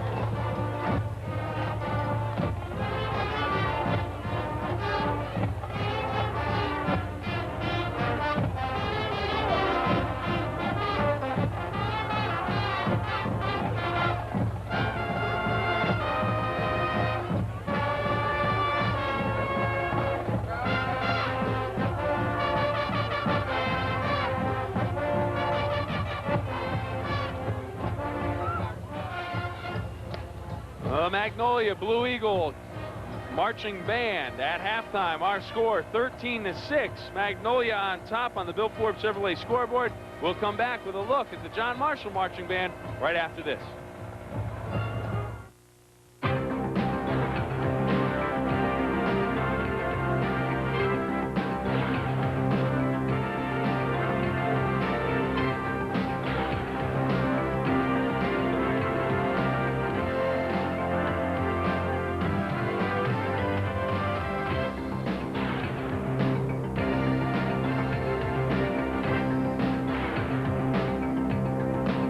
St. John Medical Center, here for life. Finding a lawyer that you can be comfortable with is made easy by calling the law offices of Berry, Kessler, Crutchfield, and Taylor. Their friendly staff is eager to help with your everyday legal needs. Berry, Kessler, Crutchfield, and Taylor have over 35 years of experience in legal practice and trial work. With an emphasis on personal injury and accident work, our lawyers are able to handle all your legal needs. Whether you need help with a legal problem or want to avoid one, you can rely on Berry, Kessler, Crutchfield, and Taylor. For 15 years, the health plan has provided high-quality, cost-effective medical benefits to over 82,000 members in West Virginia and Ohio. Comprehensive medical benefits with little or no co-payments, no deductibles, no co-insurance, and virtually no claim forms. This nonprofit organization has built a foundation based on financial strength, stability, and reliability. The health plan of the Upper Ohio Valley. With you yesterday, today, and tomorrow. Join us each week on Ohio Valley Magazine, Saturdays at 7 p.m. on WTOV 9. Get to know the area you live in better as we visit places and people all over the Ohio Valley. There are so many exciting places to see. Take time out to explore them with us.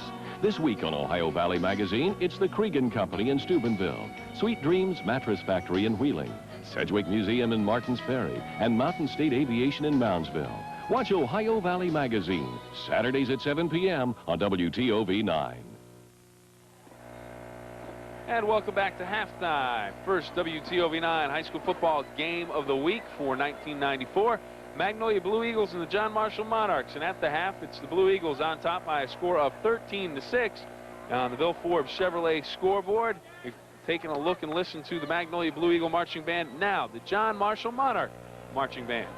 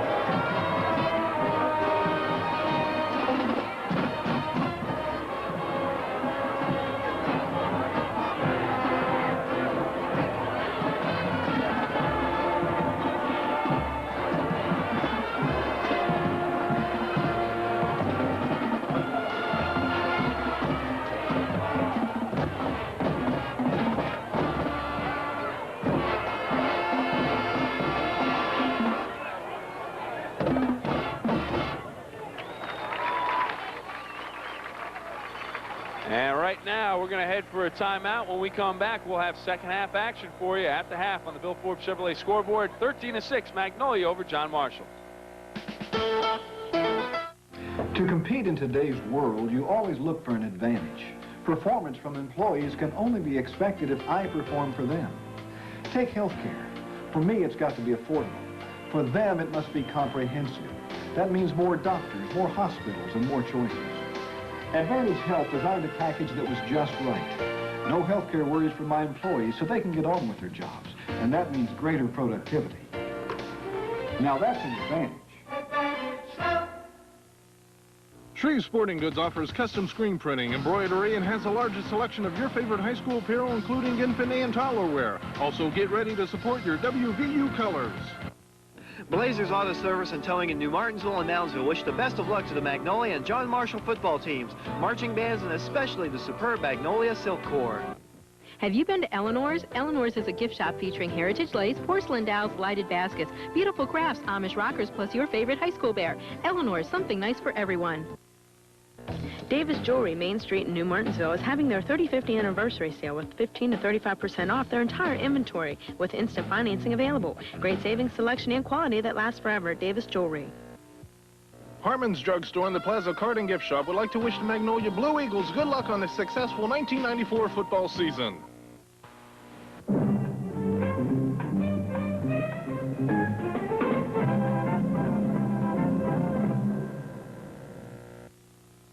For years, I tried to do it on my own at home.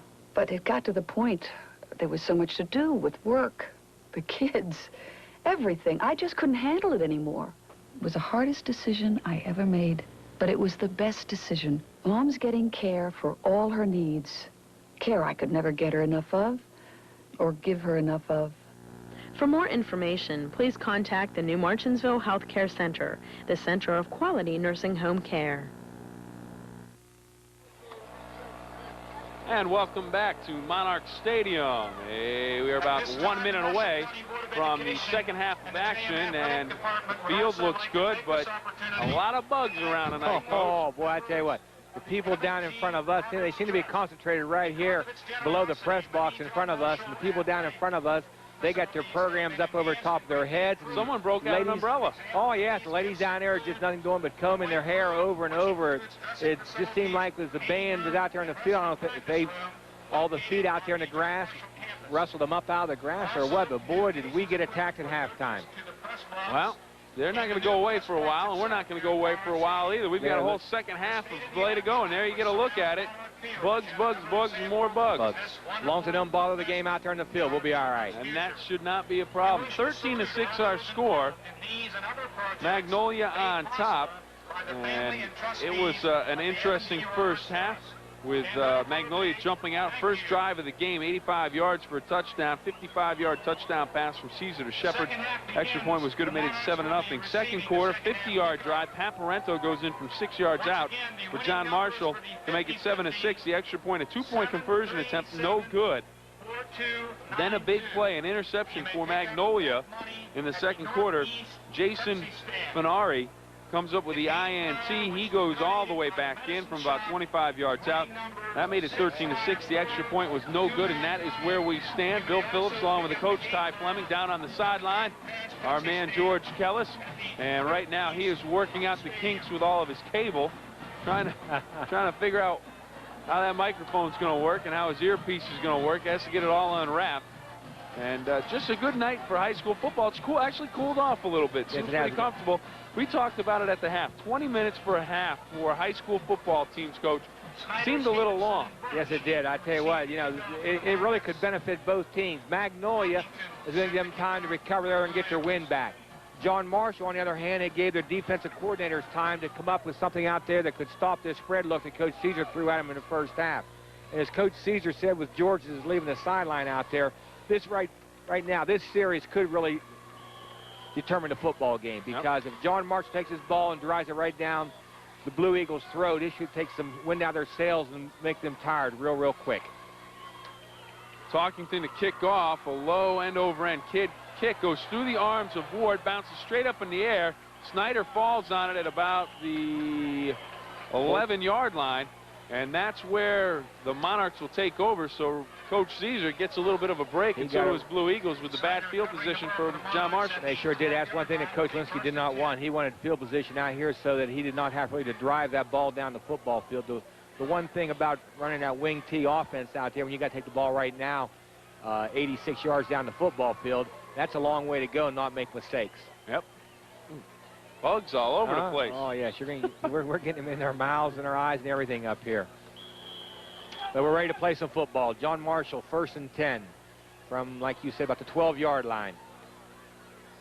Willis in under center again for the second half of play. Handoff, Parento off the side, has some room, and he dives ahead for about 5 or 6. Ryan Caesar with the tackle defensively. We have second down and about 4, maybe 5. A little different look than we saw the first half. They really didn't come out with that true power look there. We'll see right here. He just takes that ball right now. He has directly for the sideline. John Marshall been pounding that ball off tackle all night, and Blue Eagles are ready for it. So he bounced outside of the open area. So we're looking now at 2nd and 5. Parento again on the carry, this time inside tackle, and he has a first down and more. Still on his feet. Great run by Pat Parento all the way out across the 35-yard line for a first down. Great effort, and it looks like a Blue Eagle may be hurt. It looks like Matt Thomas, number 11, is down. And he was in on the tackle, Coach. And watch how many arms we see out there going for him instead of pads. We have a first down for the Monarchs. Well, where's Matt come in? There comes Matt. And it looks like he may just right there on top of the head. He may have taken an elbow or a knee. And like he might have taken a knee there to the back of the head from his own teammate coming in there to finish up on him. You have to. Well, he's taking his helmet off, and he'll be all right. He's up on his feet and walking off under his own power. Hopefully he's okay, and we'll be able to return to the ball game. Matt Thomas goes down, but the big story on that play, Pat Parento, great carry for first down, picked up an extra 15 yards or so. And this is what we noticed there going off the field at halftime, and Coach Linsky, you know, he had the confidence, as he said, to go ahead and go for the lead there at 8-7. He's not too concerned because he actually feels down on that sideline that he is in control of the football game, only being down 7 points. He knows, or he feels, that he can power the football down their throat. Here comes some more of it. Barch turns it in, and he'll pick up a couple. He'll have second down and about 8. That's the kind of stuff that the Blue Eagles need out there. They need to keep them in second and long situations, third and long situations. They don't want to give up that big gain on first down and let them control the play calling. Right here, we look at number. We got Ryan in there again. Helped plugged up. It wasn't on the tackle. He helped plugged up the hole there. It looked like big number 54 in there. Todd Hood did the job for him. Chavanik checks into the ball game for the Monarchs, but it's Parento on the carry again. Stiff arms one man and dives ahead for a couple more. Bring up 3rd and about 4 for a long 3 for the Monarchs. Looks like Ryan Hayes was in on a tackle for nice block here by number 31 for John Marshall, the lead back going up in through there. The Robbie Birch really put a lick on Caesar in that situation. Just running good old power ISO at him. Pettit checks back into the ball game with the play. 3rd and 4. What do you look for here? Do you look for him go up on the air, keep it on the ground? No, they're gonna keep on the ground right now with the power. Parento or Birch here on the quick dive. Parento gets it, dances through, but he's not going to get there. He's going to come up short by about a yard. Like number 4 in there, Ryan Caesar. Number 34 coming in to help, coming up out of the secondary for John Marshall, Ryan Hayes. Take a look at it again, Coach. Nothing fancy. Nope. The number 50 right there. Number 55 again. That's our fullback. Our defensive fullback has a touchdown. He has a touchdown to his credit. Hey, John Marshall is coming out, going to line up and go for it, Bill. Big play here. 8:57 to go, 3rd quarter. They may try to draw him off. Willis under center. Handoff to Ward. He won't get it. He didn't make it. He won't get it. He's stopped. The Blue Eagles step in and they hold him. Number 4 in there, Ryan Caesar. He may have lost a half a yard. And number 21, Mike Fluhart. Looks like they were in the backfield. They just came in the gaps again and stopped him. What field position? Take a look at this, folks. Isolation with the back lane up through, giving the ball to Ward. Who gets through? It looks like it was Caesar in there, number 4. He came up and made the first initial contact, and then Matt Thomas, who's back in the ball game, came in along with Talkington, and they make the stop. I think he lost a half a yard. Yes, he did. We're back on the 45-yard line, on the John Marshall 45-yard line with 8:33 to go in the 3rd quarter. This could be a big turning point early in the second half. Well, Coach Caesar talked about the first series being a big one for the Blue Eagles, and he said if they could get up another score, they would be in good position while he's got himself and his team in that position right now. Look to Thomas on the fake, and then they go outside with the pass. We have a flag on the play. Making the reception, number 19, J.B. Steele. And he would be close to first down. We'll have to wait and see what the indication is. Monarchs players indicating that the penalty will go against the Blue Eagles. Interesting call here. The flanker screen. We'll see the lone block out here, see if we can see it. Right there on number 5. Looks like he turned his back. The initial pop was in the chest area. Turned his back, but you never know where the referee or the official's eyes are at that moment, and what they see at the end is what they call. First down, 17. Good break for John Marshall in that call. Yes, that is from the spot of the foul, not from the line of scrimmage. That's why we're looking at first down and 17 here. 4 receivers to the far side. And now it's Caesar rolling that way, tucks it away, and he'll lose about a half a yard on 1st and 17, so we'll call it 1st and 18. Right now, we saw an adjustment made by the John Marshall defense in that situation there. That defensive end is taking the outside charge, and the inside linebacker on that side is on a shoot game right now. He's looks like he's going to bulldog and try to catch him from the inside and keep the defensive end on the outside leverage. And put Ryan in a sandwich situation there. Worked in that situation, see if he can keep working that all night long. Up to Coach Caesar now to come back an adjustment to that defensive look that they just saw. Well, split them out, 4 to the near side this time with Jim Miller to the far side. Here comes that front side linebacker. Looks for the screen, but never developed as the running back was having a tough time getting to position to make a play on the football. Looked like Ryan Hayes, number 34, the intended receiver, just couldn't break through the line of scrimmage. Yes, the defensive line stayed at home there for John Marshall. But again there, we saw the same adjustment being made to this side of the field that we saw on the other side of the field. And at the inside linebacker there, Lance Pavlik was on a go game. Right here, we'll see number 51 coming into the picture. This defensive end keeping the outside contained. And we'll see number 51 coming right up in his face. The adjustments worked so far for the Monarch defense. We're looking at 3rd and 18 now. 3rd and 18 for Magnolia.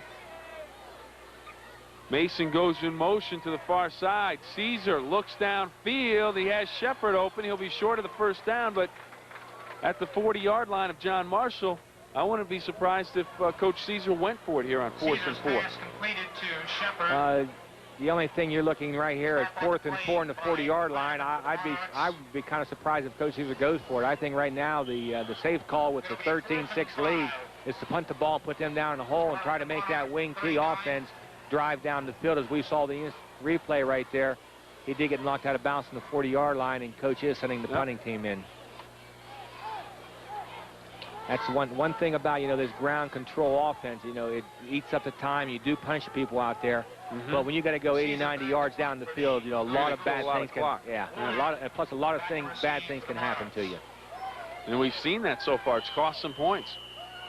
Have delay a game penalty on Magnolia. Yes, being called back by the back judge. That's his call back here. He's looking directly at the clock, and his job back here is to take care of that 25-second clock. Gives Ryan Caesar some extra room to work with, and also takes some time off the clock. Plus, it gives John Marshall the time to get their punt return team in. They had their defensive team out there on the 4th down and 5, 4th down and 4 by the looks over there. We're looking now at 4th and 9. Now they got their punt return team in, so it helped the Monarchs also.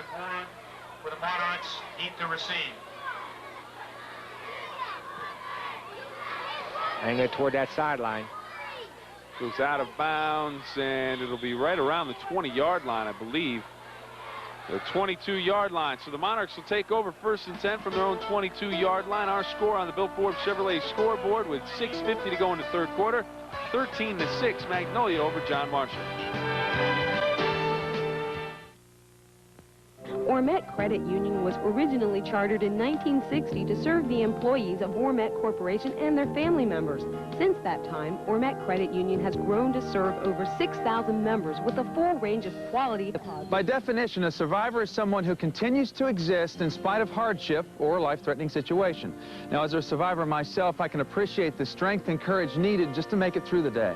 That's why every Tuesday night at 6 and 11 on News 9, I'll introduce you to an Ohio Valley survivor. Now, if you or someone you know is a survivor, I'd like to hear your story. Outline the situation and send it along with your name, address, and phone number to the Survivor Series, Box 9999, Steubenville, Ohio, 43952. And welcome back to the WTOV9 High School Football Game of the Week. Magnolia and John Marshall. Magnolia on top, 13-6. They're on defense right now, trying to keep the Monarchs under wraps as Pat Parento struggles for a couple at the most. Only a 2nd down and 8. Good look at the head coach for the John Marshall Monarchs, Coach Linsky. That time, big number 66 for John Marshall, Ben Potters, 6 foot, 200-pound offensive tackle. Oh, and really taking some shots. This isn't good for the Monarchs. It looks like Pat Parento is down on the field. And he's taking his helmet off, and the training staff heading out onto the field to take a look at him. Yeah. Looks like the first cramp of the season. First cramp of the season. Well, George, it was hot down at the beginning of the game. At least up here, it's cooled off a little bit. How is it down there? But obviously, you get a lot of work in down there as running back, and the cramps can come early in the season. Well, what happens in a game like this is that what happens in a situation like this, fellas, is that the fluids become depleted in the players by about the 3rd quarter. It has cooled down some temperature-wise, but it's still very, very humid. Now, Pat Parento is an extremely important part of John Marshall's plans for this year, and I assume that the cramp situation is not going to be a problem, although I think that if it becomes a problem as this game progresses, that would be definitely a hindrance to John Marshall's offensive game plan. Now, in regard to the way things are going here, Magnolia will go only as far this season as its defense takes it. Now, in the past, the Blue Eagles have blown people away with tremendous offensive firepower. That is not going to be the case this year. They have capable offensive weapons, but it is this defensive unit right now that's protecting a 7-point lead. So goes the defense for Magnolia in 1994. So go the Big Blue. Definitely, George, especially until Ryan feels more comfortable in there at that quarterback position in there, and they're more comfortable with their offense with him running it in there. Well, Pat Parento off the field under his own power. Nice hand from the crowd, and hopefully he can get rid of the cramps that are bothering him, and he can get back in there because he's an important part of this team. As both ways. Both ways, defensively and offensively. And so he'll go over, try to get some fluids in him. Yes, that's the importance of the fluids right now during the game time situation and all week preparation, getting the potassium in you. 2nd down and about 8 on the carry. It's Barch on the tackle. Talkington, he takes him down at the 25-yard line. It'll bring up, looks like about a 3rd and 7. Shane's done a nice job out there as a strong safety. He's up there in that line of scrimmage almost like a defensive end. He's making that quick run read right now, and he's coming right up in there, giving that extra run help up in there. And here's a situation that Magnolia likes to have John Marshall win, 3rd and 7.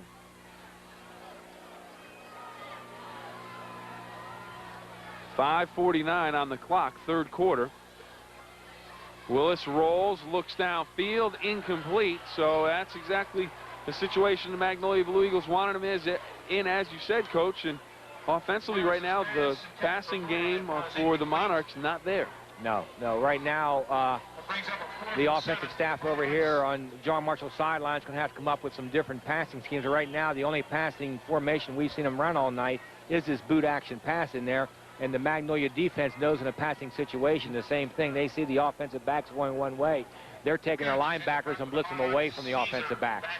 Ryan Caesar back deep to receive the punt. Josh Kuntz doing the kicking for the Monarchs. High kick that just kind of hangs in the air, comes down, bounces, and that's going to hurt.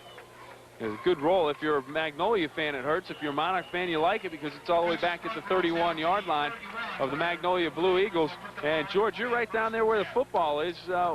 What do you think? The Blue Eagles, what are they going to try on this offensive series? Maybe get another score on the board. They're going to try to possess the football as long as they possibly can. There's 5.5 minutes to go in the 3rd quarter, and they're doing exactly what they want right now, running the clock down and shortening this football game. As they are the team with the least amount of depth out here. And they're the team with the lead, George. Come out in a slot formation to start things out with Raleigh and Thomas in the backfield. Talkington in motion. Pitch to Raleigh. Try to get to the corner. Barch is there, and he makes a play. Nice play by Barch, the outside linebacker for the Monarchs, as he takes Raleigh down after a short gain of maybe a half a yard. Real nice play there. We see this on the instant replay. The folks will notice there's a crackback coming on him here. Number 31 is going to get a block, and he just makes a spin move right there. We're missing it. But he got hit there about 2 yards in the past the line of scrimmage, and he just made a spin move and just ran blindly to the sideline, and for his luck, the ball carrier was going that way for him. Stayed in bounds, so the clock continues to move.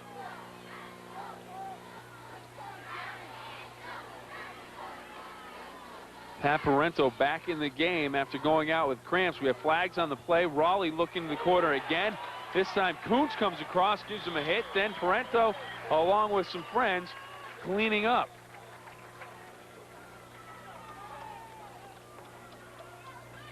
I believe we're going to have a call here against Magnolia. Lance Pavlik also in on the tackle.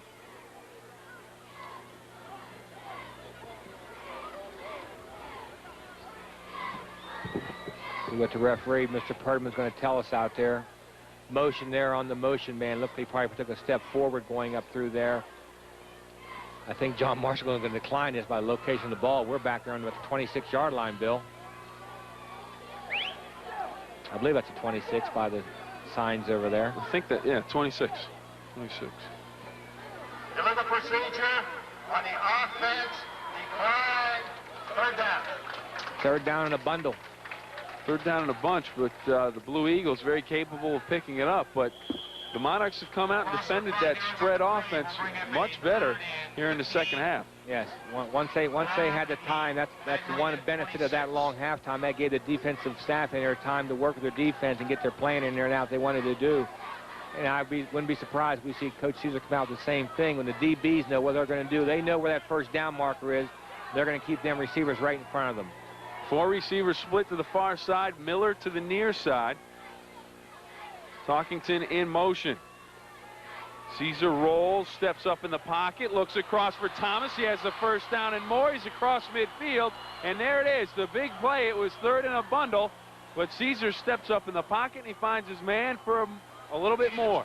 Nice job there. What he did there was bring the inside receiver there, number 11 there. He brought him across the field in a crossing pattern, looking away from him and coming right back here to him. And all the John Marshall defenders are going across the field and just created a huge seam there in the middle of the field. By bringing that front side linebacker, you're taking away some of your people that can draw back in that curl zone and really be the benefit of that crossing pattern in there defensively. I know you got 12 men there. He gets off.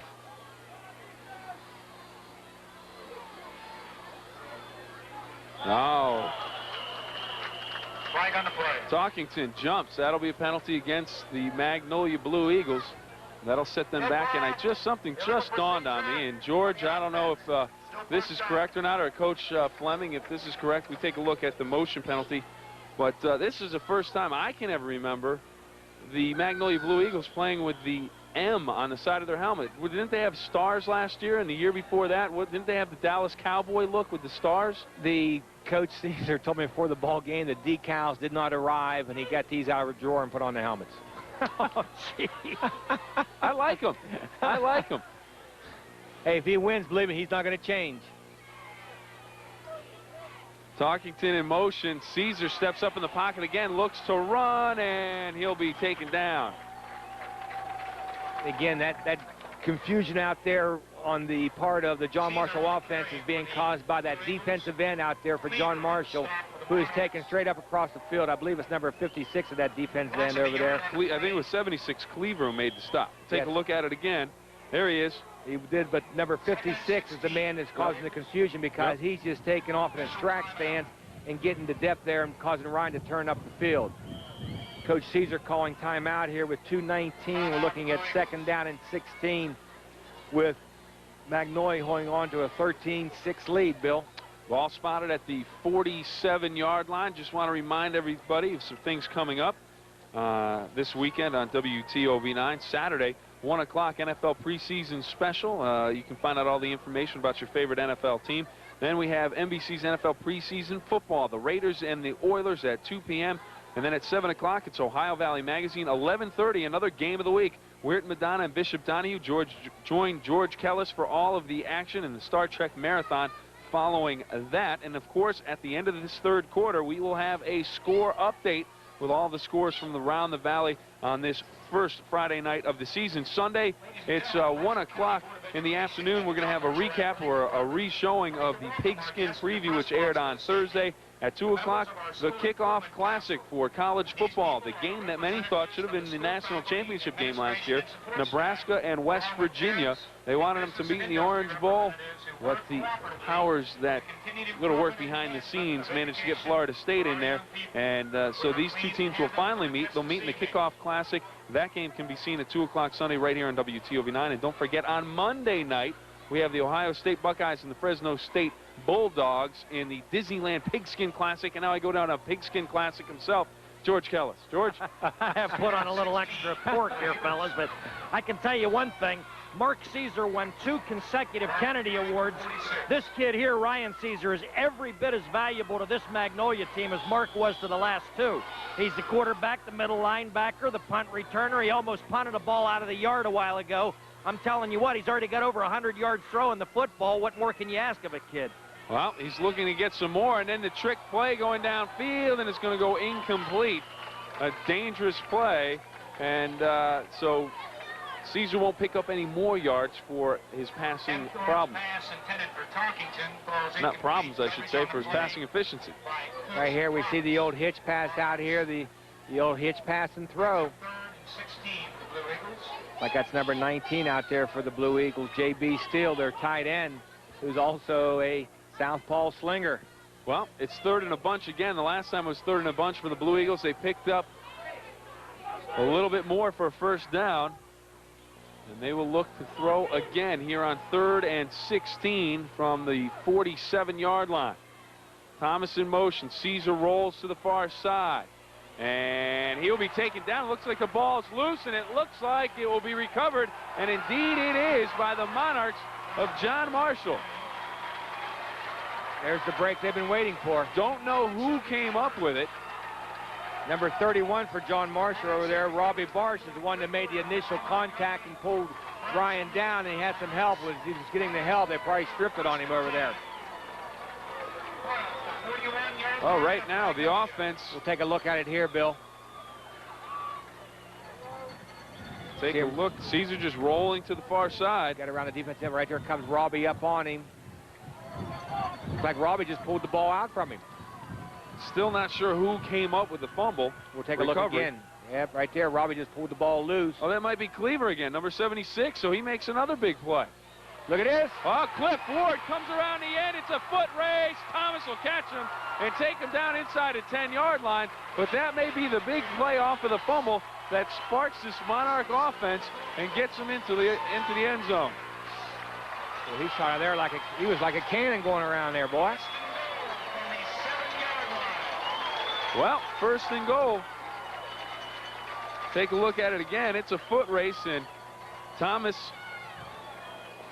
gets the back of the shoulder pads and takes him down. Tell you what, for nose tackle, he can scoot, huh? Oh, he can scoot.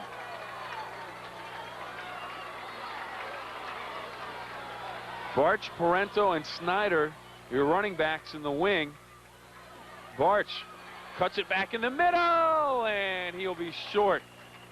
Look like he might vault into the end zone. He'll come up about a yard, maybe 2 yards short. Take a look at it again, Coach.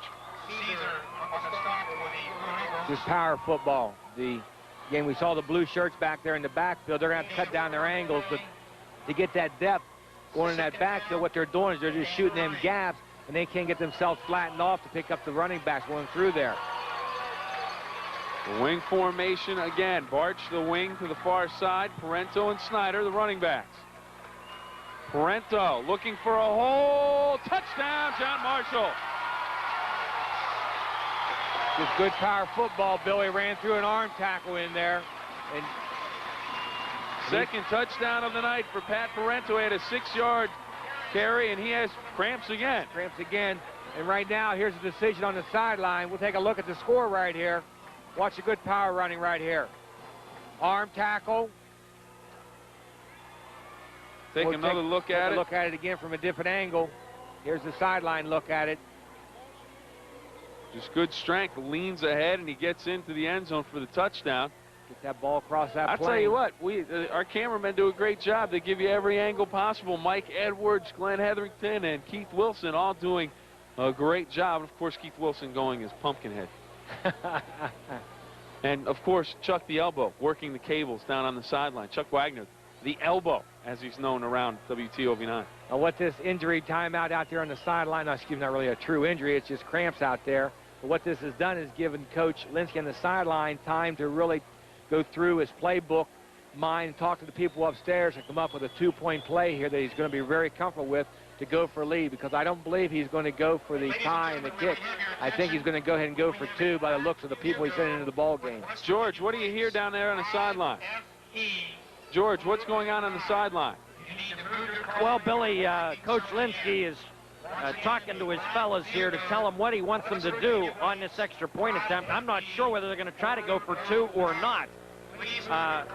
That would certainly be a big vote of confidence for his team if he did decide to do that. Yes, I think all night long, in the way he's calling the plays down there and talking to you going off the field, George, he has confidence that he has the power right now in this second half to win the football game. Well, 13-12, 52 seconds to go in the third quarter. And Pat Parento, the touchdown scorer for the John Marshall Monarchs, still down, and he cramped up earlier in the third quarter. He scored his first touchdown for the Monarchs back in the second quarter of play on a 6-yard carry. He has his second touchdown of the game, and we go back down to George. All right, fellas, the Monarchs are going to go for 2. Chad Reba, the extra point kicker, again a soccer kicker who decided to go out for football instead of soccer. He's very capable of tying this game, but the Monarchs have enough confidence in their depth and their offense that even if they don't make this 2-point conversion, that they can still come back in the fourth quarter. Well, we have a Ray Donnelly Scholarship Award to hand out at the end of the ball game, and I'll tell you what, Pat Parento, even though he's cramping up right now, he is making a strong bid for that, and a number of players on both sides of the ball still in contention for that, and I know none of them are worried about that. They just want to see a team win. It's always fun to take a look and think about who may or may not come up with an award. Number 31, we've called an awful lot tonight for John Marshall on both sides of the ball. Robbie Barsh in there. How about number 1? Cliff Ward. He made big runs, made some big plays. Made the big plays. He's causing some havoc out there in that defensive line also. Here we go, folks. 52 seconds to go in the third quarter, and John Marshall is going for the lead. 13-12, 2 points coming. Willis under center. Hand off to Snyder, bounces to the corner. He'll get in. 2-point is good for the John Marshall Monarchs. They're really high on Snyder here down in Monarch country, and he proves why. He had the speed to get to the corner, and it's a 14-13 ball game. John Marshall on top. Yeah, Coach Linsky, before the game, this is their fastest kid. Yeah, fellas, that young man you just saw right there, Kevin Snyder, Mike Linsky absolutely loves him. He's a sophomore. He told me last night that at this stage of development, he is the best sophomore he has ever had. And when you consider that Alex Shook was a star here and also played at WVU, that's some pretty high praise for a sophomore. In place of Pat Parento with a 2-point conversion. Right here, that's just power football. They're going off tackle, and Kevin Snyder, as I mentioned before we went down to George, is the fastest player on the football team. He just used his speed and bounced to the outside and got in the end zone. All right, now we take a timeout. Bill Forbes Chevrolet scoreboard, Magnolia 13. John Marshall on top now, 14. It's comforting to know it's not just city folks who can get legal protection if they've been hurt in an accident. Gold, Corey, and Turek have helped people throughout West Virginia, including New Martinsville, Peyton City, Sistersville, Middleburg, and will visit you and talk to you for free if you need help. We may not have an office in your hometown, but we're really not that far away. Because if you have a phone, you have a lawyer. The right attorney can make a difference. Call Gold, Corey, and Turek at 845-9750. Some neighborly advice about interest rates. They're definitely subject to change. Be prepared for ups and downs in interest rates with the WesBanco Rate Watcher CD. WesBanco, the strength of a good neighbor. Some neighborly advice about interest rates. You can always find someone to tell you where they were. Be prepared for ups and downs in interest rates with a WesBanco Rate Watcher CD. WesBanco, the strength of a good neighbor. C3A Mobile Homes in New Martinsville for special options and pricing on 94 clearance models. Go Magnolia Blue Eagles. Coach Rick Blake and the Bishop Donahue Bishops host the Weird Madonna Blue Dons. It's the high school game of the week, Saturday night, following News 9 tonight at 11:35, right here on WTOV 9. Brought to you by Advantage Health, Weirton Steel, St. John Medical Center, Weirton Band Egg, New City Auto Sales, Undo's Restaurant, Barry Kessler Crutchfield and Taylor, Ohio Valley Hospital, and the Health Plan. WTOV9's Game of the Week featuring John Marshall and Magnolia, brought to you in part by St. John Medical Center, Bill Forbes Chevrolet, Barry Kessler Crutchfield and Taylor, the Health Plan, Ormat, New Martinsville Home Health Center, Advantage Health, and Kroger Food and Drug. Hi, everybody. I'm Bill Phillips of WTOV9 Sports with a score update. We begin with Oak Glen and Weir. 25-13, the Red Riders win that one tonight. Wheeling Central shuts out Sherman 19-0. Cameron wins big over Clarksburg Notre Dame 32-6. In 3 overtimes, Circlesville loses to 100 26-20. St. Mary's wins 20-0 over Ritchie Counter. Tyler Consolidated loses to Lincoln tonight. And Clay Battelle beats Moorfield Valley over Tigritz Valley. I'm Bill Phillips for News 9 Sports. And welcome back to the game of the week. Short kick bounces down at the 25-yard line. Magnolia will have good field position out at about the 31 as they take over again. On the return, looked like number 45, Coach. Yes, Greg Robinette up back there, picked the ball up on a short kick and gives good field position for Magnolia with 47 seconds to go in the third quarter, and now they got to see what they can do about coming from behind. Well, this is the first time in this ball game that they have been behind.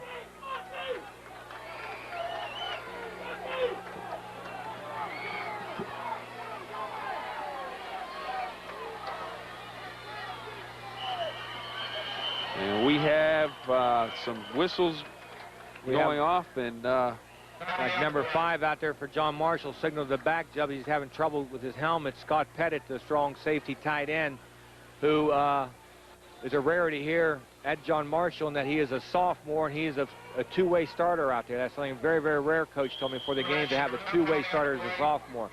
So as he mentioned there with the halfback number 27 scoring that extra point, Kevin Snyder, and with Pettit here as a sophomore, they have an excellent group of young players coming up in their program. We're down to 13 seconds and counting, Bill. 1st and 10, third quarter, 10 seconds to go. 1-point ball game. And all of a sudden, the Monarchs have come to life as Matt Thomas is just stuffed. Number 51 for the Monarchs coming across, Lance Pavlik. He just made a stick in the backfield and kept those. That's the drill you see in practice. Keep those legs driving, keep those legs, and that's exactly what he did. Thomas had nowhere to go. And wrap.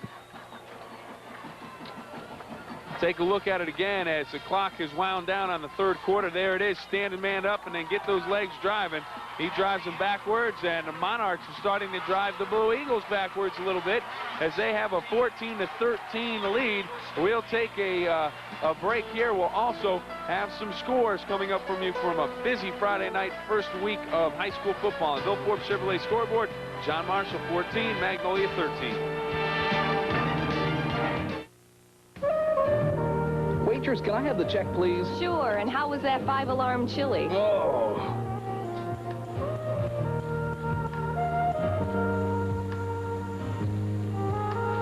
The Chest Pain Emergency Center at St. John Medical Center. Honey, I think we'd better take you to the emergency room. I'd be really embarrassed if they told me it was only heartburn.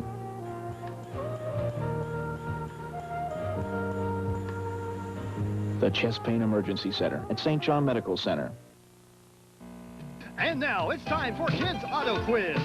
Hi, I'm Bill Forbes, and I'm your host of Kids Auto Quiz. Our first category, please.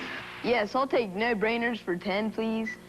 When is the best time to buy a new car?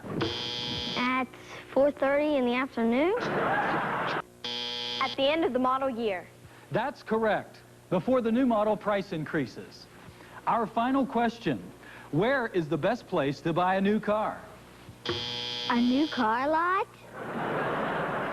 You'll have to be more specific. That's not exactly the answer I was looking for. Bill Forbes Chevrolet Chrysler Geo. And now to announce our grand prize winner.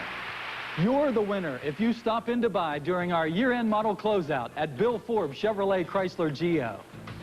Kids Auto Quiz has been brought to you by Bill Forbes Chevrolet Chrysler Geo. Finding a lawyer that you can be comfortable with is made easy by calling the law offices of Berry, Kessler, Crutchfield, and Taylor. Their friendly staff is eager to help with your everyday legal needs. Berry, Kessler, Crutchfield, and Taylor have over 35 years of experience in legal practice and trial work. With an emphasis on personal injury and accident work, our lawyers are able to handle all your legal needs. Whether you need help with a legal problem or want to avoid one, you can rely on Berry, Kessler, Crutchfield, and Taylor. The health plan, 82,000 members strong, is far and away the largest HMO in the tri-state area. Over 600 companies have selected health plan benefits for their employees. This financially stable nonprofit organization provides comprehensive medical benefits, including well child care, immunizations, routine physical exams, and mammography screenings. The health plan of the Upper Ohio Valley, celebrating its 15th year. With you yesterday, today, and tomorrow. And welcome back to the WTOV9 High School Football Game of the Week. John Marshall 14, Magnolia 13. The beginning of the fourth quarter. Pat Parento getting some more liquids in him, some Gatorade, I would imagine. Yeah, I'm sure he's trying to get some salt back in his body, but the problem is, no, once you get those darn cramps during the evening, you know, they just have a tendency to come back. You know, it's such a shame that he may have to spend some time here in the sideline. It's just a thing that occurs during the game, and the heat like this in early season is a thing that you really try not to have. Caesar looks downfield for Talkington, and he is just creamed on the far sideline. A big hit by Scott Pettit, number 5.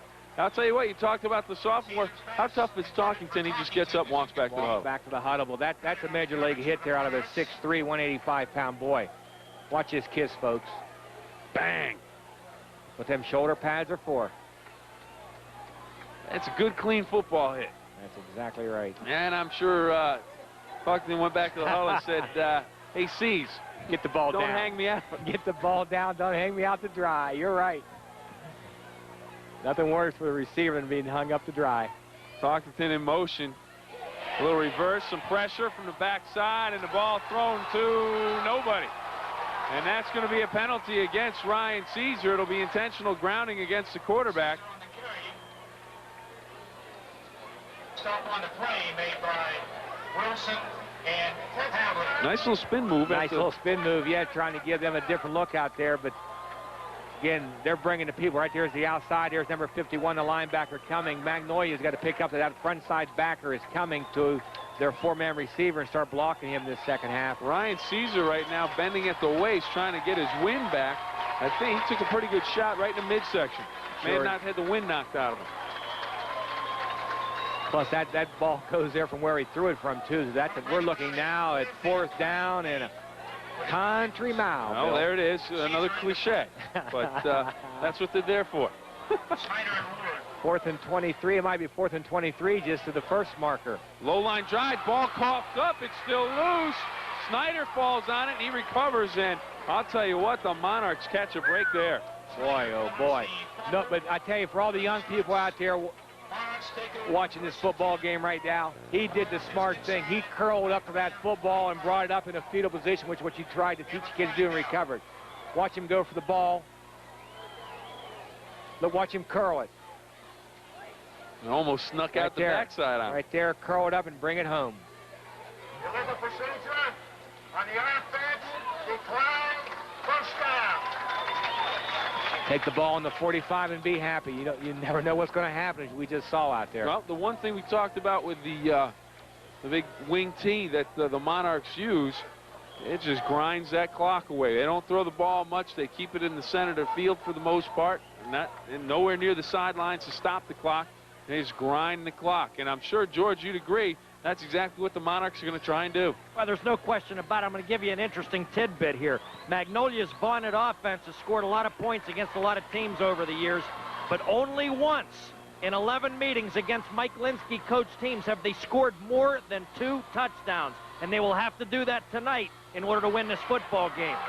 Snyder on his feet. He dives ahead, taken down by the Blue Eagles, but he'll be close to a first down.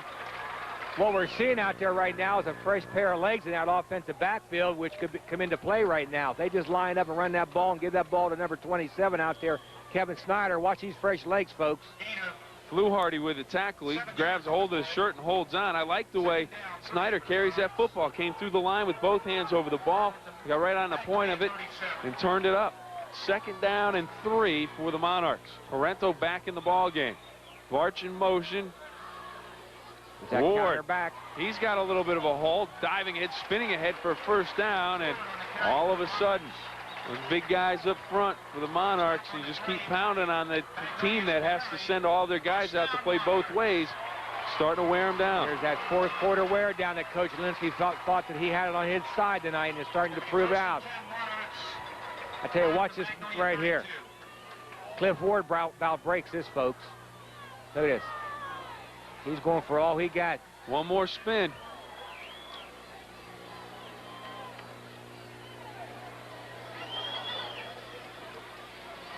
First and 10. Snyder again. Leans ahead for a couple. Tell you what, 2nd down, about 8. You see right now that Coach Linsky got confidence in that sophomore out there. It's just key part of the ball game with 9:57 to go in the game and a 1-point lead. He's putting the ball in his hands. Again, just power football. Cliff Ward back in the ball game. I'll tell you what, George and Dave and Don and I, we had the pigskin preview. We talked about some of the best players in Valley. You can never name all of them. Cliff Ward impresses me.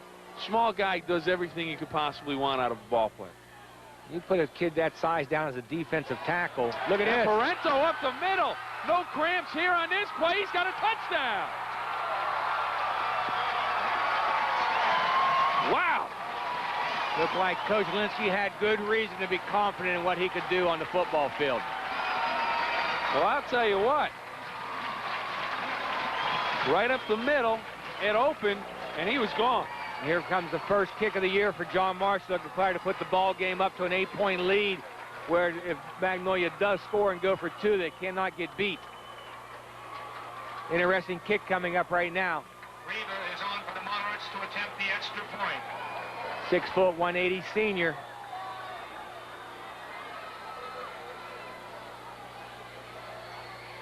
Nice snap, good hold. Kick is up, and it is good. Straight down the middle. So all of a sudden, the Monarchs have jumped up to a 21-13 lead on the Bill Forbes Chevrolet scoreboard, and we take a look one more time. Pat Parento right through the middle.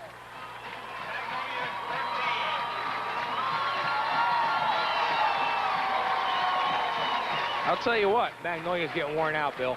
Magnolia's getting worn out, and I'll tell you what. They could do a commercial for Gatorade. You go over, you have a Gatorade, and you get down the field for a touchdown. Makes it 21-13 on the Bill Forbes Chevrolet scoreboard. We'll be back with more right after this. I left her alone for, it couldn't have been more than a minute. When I came back, she was at the stove with the tea kettle and her sleeve on fire. That was the moment I realized I'd been fooling myself. I couldn't give her the care she needed, the constant supervision. If she could, she'd tell me I made the right decision. For more information, please contact the New Martinsville Health Care Center, the center of quality nursing home care. Ormet Credit Union was originally chartered in 1960 to serve the employees of Ormet Corporation and their family members. Since that time, Ormet Credit Union has grown to serve over 6,000 members with a full range of quality financial services, such as savings accounts, checking accounts, money markets, Christmas Club, certificates of deposit, individual retirement accounts, auto loans, a full range of mortgages, and personal loans to meet anyone's needs. We are a Ormet Credit Union with 3 convenient locations. The Strawberry Vine, now at their new location in the new Martinsville Plaza, has a large selection of unique country gifts and specializes in art and cake decorating supplies. Let's go Blue Eagles. It's Mason's Clothier's back-to-school special with the Levi's jeans sale. Take $5 off each pair of purchase with a large selection to choose from. Also take $25 off of Levi Dockers, only at Mason's Clothiers. Buddy Light Income Tax Service on Route 2 and Locust Street in New Martinsville offers individual, partnership, and corporate tax returns. Let's go Blue Eagles. To compete in today's world, you always look for an advantage. Performance from employees can only be expected if I perform for them. Take healthcare. For me, it's got to be affordable. For them, it must be comprehensive. That means more doctors, more hospitals, and more choices.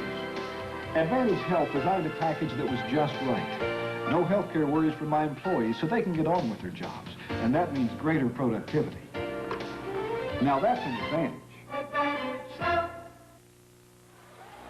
21-13, your score on the Bill Forbes Chevrolet scoreboard.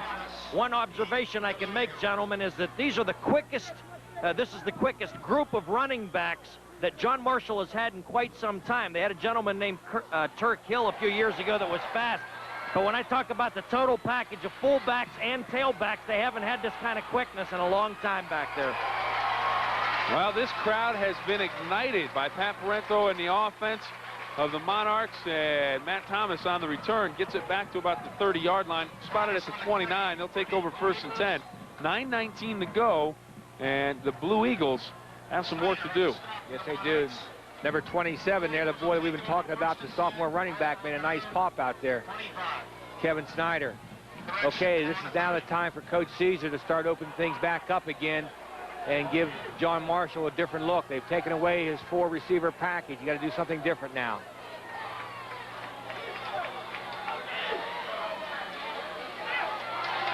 Caesar on the roll. Has a man open. He has a 1st down. That's Jimmy Miller, number 83. And there it was. There was something different. He put 2 men to double team that defensive end that's giving the problem. That time you notice Ryan got outside with no trouble, broke the containment, because he had 2 men blocking the defensive end. Right where he has to throw it. No one's going to pick that off. They have a man open, clock stops, and then they set the chains and starts the roll again. With 8:41 and going.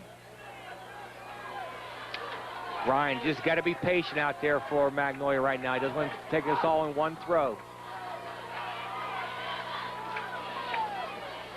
Shepard goes in motion. There's the double team. Nice little move by on. The ball comes loose and the Monarchs have it. I was just about to say nice move by Caesar to get around the man, but then he takes a big pop, toss up the football. He's hurt, banged up a little bit, getting up slowly. And he'll head back to the huddle. Scott Pettit, it looks like number 5, who either came up with a fumble or a big hit. Cliff Ward. Cliff Ward. We talked coming from a defensive tackle spot. Well, he nice may be pop. my MVP for the season right now. I watched him go down on the kickoff team after the last. He's on everything. He's on all the special teams. He does everything. Fellas, I remind you that Cliffy Ward won the OVAC Wrestling Championship and is a state wrestling champion. He's small, but he is awfully strong. Oh, yes. Snyder keeps the feet moving, spins out of a tackle. Oh! The Monarchs thought they were going to get a 4th touchdown. And now he sees that run, I think, sums up exactly what this young man may or may not have. We could be seeing and he's got a bunch of it. We could be seeing an awful lot of him for the next 3 years. But again, it's all arms, Bill. You young people out there, that's why you got to spend $165 for your school to buy you a pair of shoulder pads. You got to use them. That's right.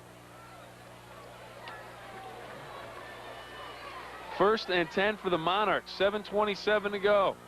Inside trap. Cliff Ward on the carry. He bounces off it. Well, he doesn't bounce off the tackle. Talkington still there and holds on and makes the play. gets a little help to finish him off.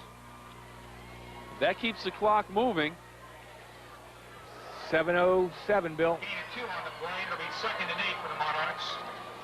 Tell you what, Magnolia right now has got to dig in and get the ball back right now. They cannot give up a score and expect to win the football game. With 6:55 and down by 8 points, they need the ball and need it quick.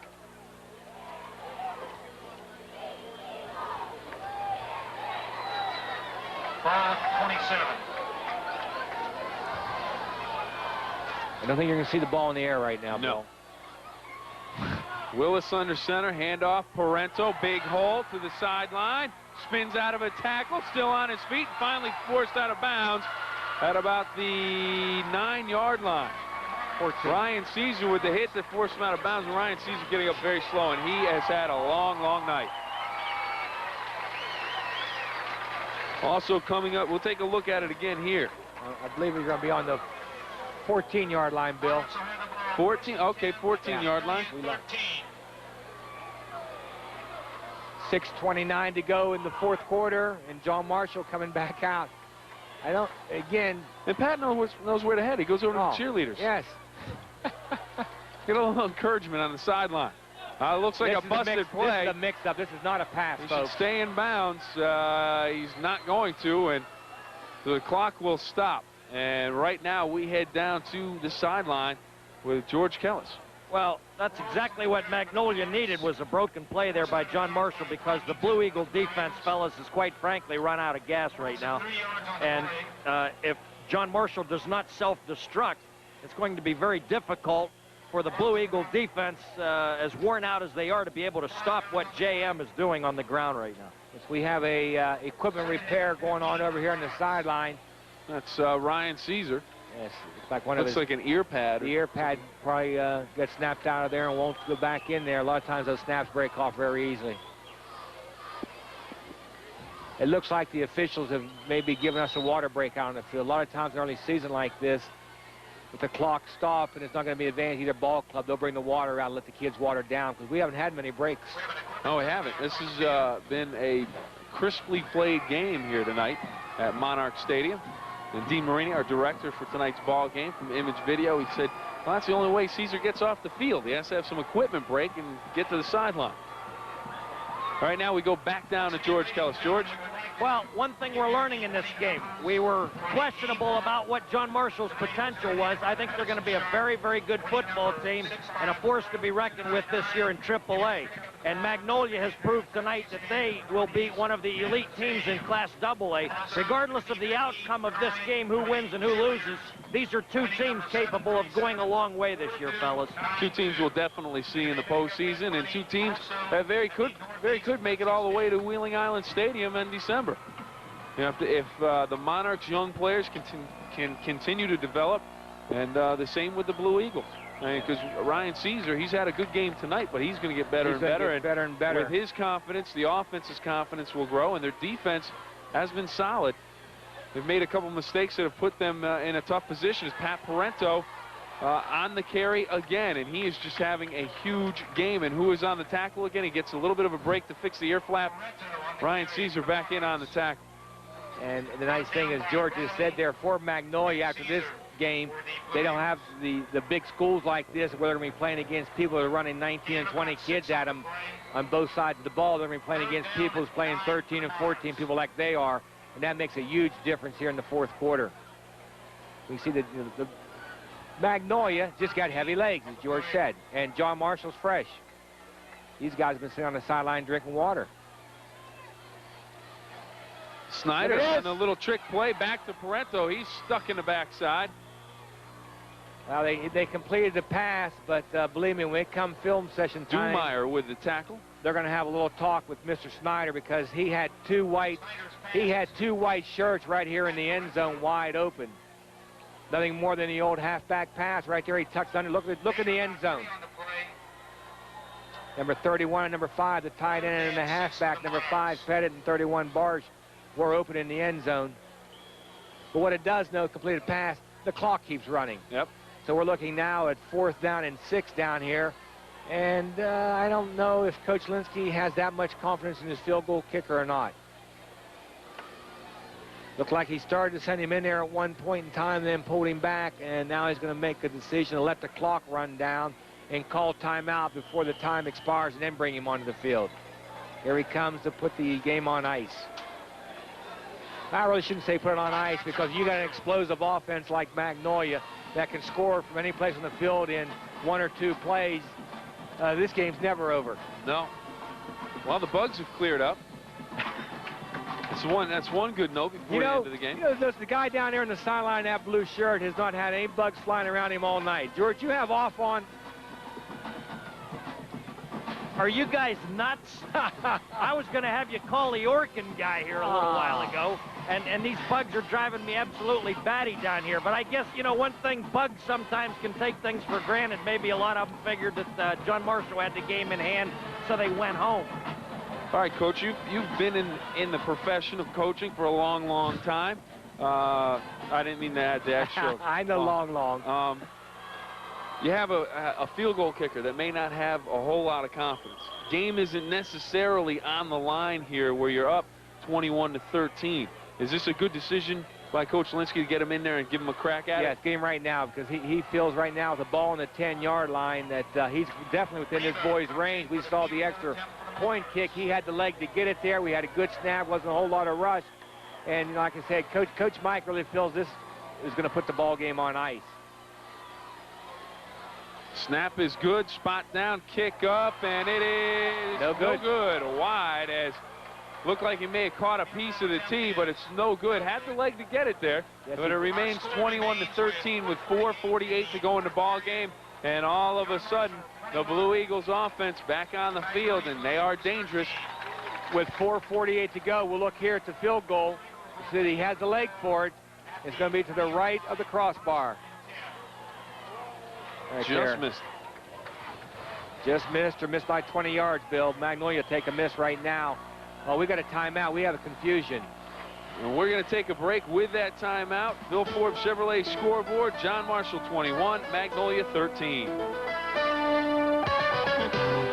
Join us each week on Ohio Valley Magazine, Saturdays at 7 p.m. on WTOV 9. Get to know the area you live in better as we visit places and people all over the Ohio Valley. There are so many exciting places to see. Take time out to explore them with us. This week on Ohio Valley Magazine, it's the Cregan Company in Steubenville, Sweet Dreams Mattress Factory in Wheeling, Sedgwick Museum in Martins Ferry, and Mountain State Aviation in Moundsville. Watch Ohio Valley Magazine, Saturdays at 7 p.m. on WTOV 9. And now it's time for Kids Auto Quiz.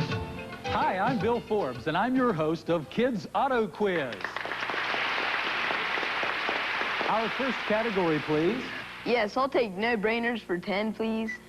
When is the best time to buy a new car? At 4:30 in the afternoon? At the end of the model year. That's correct. Before the new model price increases. Our final question. Where is the best place to buy a new car? A new car lot? You'll have to be more specific. That's not exactly the answer I was looking for. Bill Forbes Chevrolet Chrysler GM. And now to announce our grand prize winner. You're the winner if you stop in to buy during our year-end model closeout at Bill Forbes Chevrolet Chrysler Geo. Kids Auto Quiz has been brought to you by Bill Forbes Chevrolet Chrysler Geo. It's comforting to know it's not just city folks who can get legal protection if they've been hurt in an accident. Gold, Corey, and Turak have helped people throughout West Virginia, including Moundsville, Cameron, Benwood, McMicken, and will visit you and talk to you for free if you need help. We may not have an office in your hometown, but we're really not that far away. Because if you have a phone, you have a lawyer. The right attorney can make a difference. Call Gold, Corey, and Turak at 845-9750. And welcome back to Monarch Stadium. Bill Phillips, the coach Ty Fleming, George Kellis, and the rest of the gang here, and Magnolia trails John Marshall 21-13. Pat Parento 3 touchdowns for the Monarchs. The hat trick has put John Marshall on top. We go now to George Kellis. Well, I think that was a good idea to go for the field goal right there by Mike Linsky, because that would have put Magnolia in a position where they would have needed 3 scores. Obviously, a touchdown, a 2-point conversion, and a field goal to tie the football game. But what this does is it gets Magnolia out of the hole a little bit because the ball comes back out to the 20-yard line. So it's almost as if Magnolia has another first down to work with there in terms of operating room. Shepard in motion. He joins Miller on the far side. Caesar looking long down the middle for Shepard. It's batted away. And who's there defensively? Kuntz. Josh Kuntz there with the play defensively as Shepard had to step on his man, and Caesar aired it out. We see right here again, look how he got the containment broke out there.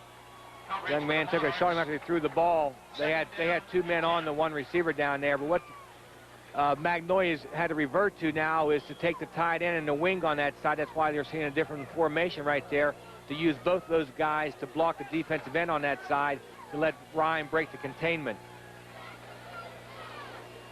2nd down and 10. Clock stopped at 4:41. Caesar, quick look to Thomas. He can't hang on to it, and it's ruled an incomplete pass. We have 3rd down and 10 from the 20, and I'll tell you what, you have to come up with the first down here, or you can pretty much pack it in if you're the Blue Eagles with the time winding down on them. If the Monarchs get their hands on the football again, they're just going to try to grind the clock into the ground.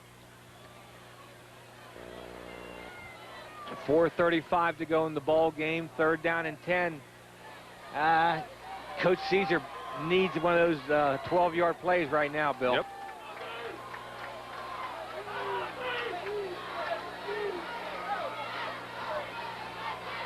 Ace back, double wing. Looks down at Miller. Back. He Nice. gets him. Miller makes a great catch and hangs on for the first down. Let's see the spot. He should have it. He should have it. Move the chain. There you go. Nice catch. Nice concentration because he had the ball in his hands, was hit, bobbled it, and kept his concentration and kept the ball in. Nice ball. Had to give it to him. He crossed the line. The ball started on the 20 on the missed field goal. 4:19 and counting. All right, here's the spread. Let's see if John Marshall brings that front side linebacker like they were earlier. There he goes. Oh, and Caesar steps out of it, but the big sack, another sack for a sack. Coming up with it, big number 56. Actually, a team effort there on that sack for John Marshall. Bill Wilson will get credited with the sack. We take a look at Caesar again, Coach, and he gets pressure from everybody. Yes. There's number 63. That's the defensive end on that side over there for him, and Jay Neely. There's 51 in there, Lance Pavlik.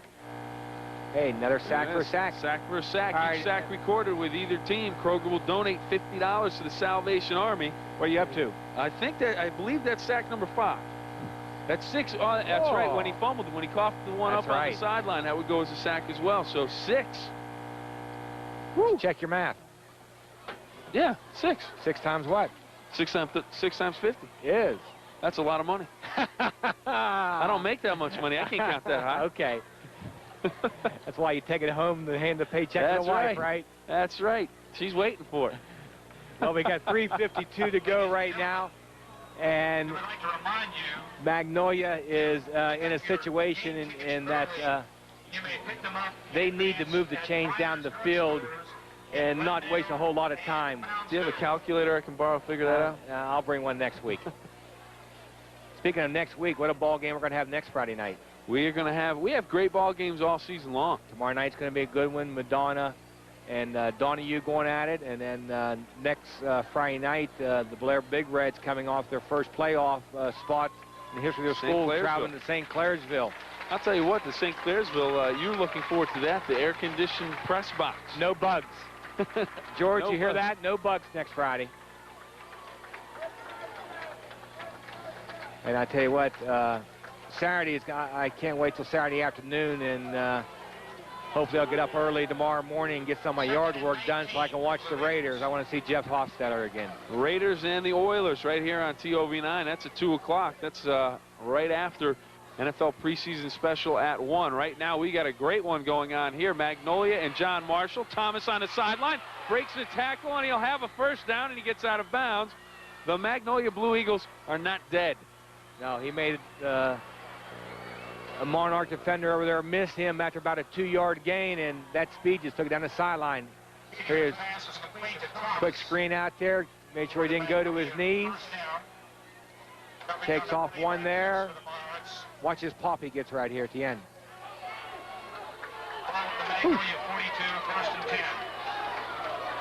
Well, the Blue Eagles on the move late in the ball game. 3:33 to go. They're down 21-13.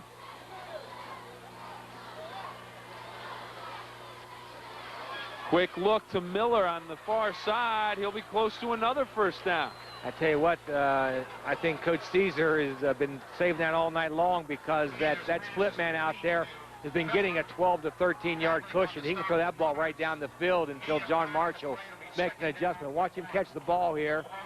And watch. There comes the defender up now. And missed him. Thank goodness for John Marshall. That linebacker took the proper angle. Oh, he's lined up out there again. He's got that's about 15 yards. Oh, yeah, he he's does. got cushion. I'd throw the same ball. The only thing you have to look out for is the backer dropping back. Thomas looking to run. He'll have the first down. The clock will stop. So a good play by Thomas. From our angle, I think he has the first down. Ryan got to quit hesitating, though, on that football. He wants to get that ball right now out to him. What he's doing is allowing the pursuit time to get out here on him. It looks like Thomas may have thought about putting the ball up, and well, maybe he's just trying to tuck it away.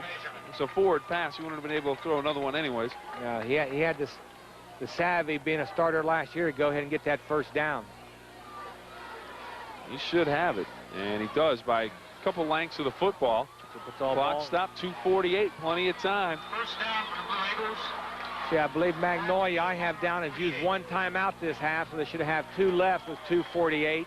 And again, every time we get a first down, the clock stops in high school football. Let's take a look at the split here. The 4 receivers to the far side. Miller has not as big a cushion, but he still has some room to work with if Caesar wants to look that way. Quick look. Talkington took his eye off the football. No other way to describe it. The ball hit him right in the numbers. He just took his eye off the football. Trying to run before he caught it. Take a look at it again. You'll see it right here. He looks right upfield. Right there. Yeah. He didn't look it all the way in.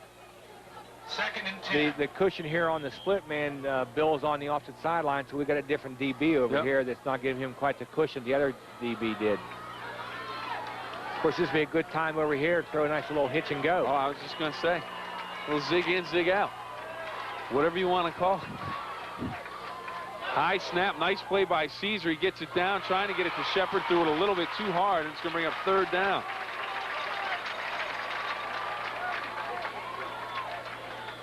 Third and 10. Thing that Ryan got to realize out there, he got 2 downs right now. He don't have to worry about whether it's 3rd down.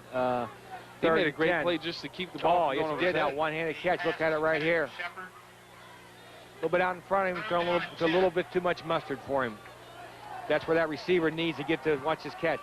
One hand, bring it home. That's why he was one of the leading receivers last year on this Blue Eagle football team. In fact, I think he was the leading receiver for him last year. I don't recall the stats. Lone back in the backfield is Thomas. Talkington in motion. Looks like they're going to set up, trying to set up a screen. He looked downfield for Miller, and it's almost picked off by Pettit.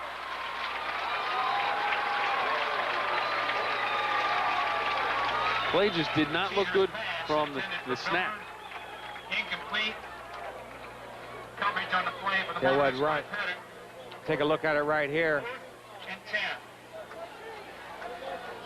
They're really putting some pops on that boy. He's going to have a hard time getting out of bed tomorrow morning. 4th and 10. So look at the end of the play. Miller goes up. Pettit almost with the interception.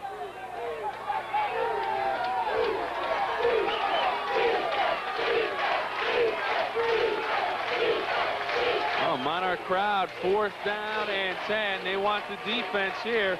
This could be the ball game. Caesar with time, too high, out of bounds, and it looks like the Monarchs may have a chance to run out the clock here. Don't want to celebrate too soon. Still 2:16 to go, but with that big ground game clicking right now, it could be tough for the Blue Eagles. Yes. And, you know, Ryan right now showing a little bit of inexperience out there at that position, in that ball, if it was caught, would not have been enough for a first down. Thinking ahead that you're looking at your Red Donley scholarship winners out there with 2:16 to go. I think that for John Marshall, the pick's going to be kind of obvious out there, isn't it, Bill? He's got the hat trick, Pat Parento. And Ryan Caesar plays everything for the Magnolia Blue Eagles. He's had a good game at quarterback, good game defensively, and he would be my selection unanimous for the Magnolia Blue Eagles. So those are your Red Donnelly Scholarship recipients for this week. Pat Parento for the Monarchs, Ryan Caesar for the Blue Eagles. And there it is, the player of the game, Red Donnelly Scholarship, Ryan Caesar of Magnolia, Pat Parento of John Marshall. Our sack for the sack from Kroger this week, 6 of them, $300. Salvation Army Show will put that to good use here in the Valley. Sure will. There it is, 6 sacks tonight with the sack for sack, Kroger Food and Drug, WTOV 9. They are donating $50 worth of groceries for every sack this season on a game of the week. All coughed up by Parento, and he almost gave away his player of the game. Yeah, but he fell right back on it. And who's at the bottom of the pile for the Blue Eagles? Who else? Ryan Caesar. 1:15 to go, folks. 3rd down and 6. Caesar comes in, takes on the block. He's right there looking for the football. Looked like Pat just didn't come down over the ball good. The ball was laid right in his gut perfectly, and he just didn't bring his arms down over top of it to protect it. 58 seconds to go. 3rd and 5. Look for John Marshall to take their time on the snap here, and Magnolia to call a timeout as soon as they make the tackle. Hand off to Ward. He has some running room. They might not make a tackle. Ward off to the races, cuts back, puts some punishment on the tackler, and he has a first down, and that should lock this one up. There's a smart senior for you who likes contact. He didn't want to go out of bounds. He turned upfield and delivered the blow onto the tackler to keep the clock running. Watch this. Nice inside move right here. Good blocking. Missed tackle, missed tackle. Now he knows right now, can I get out of bounds or I go straight ahead? Now I'm going to run at you, son. Doing the catching on that one, Jeremy Shepard. And now it's just fall on the football time. Clock running. Willis will just fall down on the ground, put the knee down, and the Blue Eagles will call timeout, but this one all but over. George, what's going on down there? Looks like a big celebration for the Monarchs. It sure is. First time in 4 seasons that John Marshall will have beaten Magnolia, and I might add that the Blue Eagles lost only 1 regular season game in 1992 and 1993 combined. River is the only other team to beat them over a course of the last 2+ seasons. This is one fine football program at Magnolia High School, and everybody should know that about 4 or 5 years ago, Dave Caesar had taken the job at Princeton High School. Can you imagine what kind of a difference it would have made in the Magnolia football program if he and all of his sons had moved to Princeton? But at the last minute, he decided to stay. They're alive and well and are going to be a strong force in AA again this year.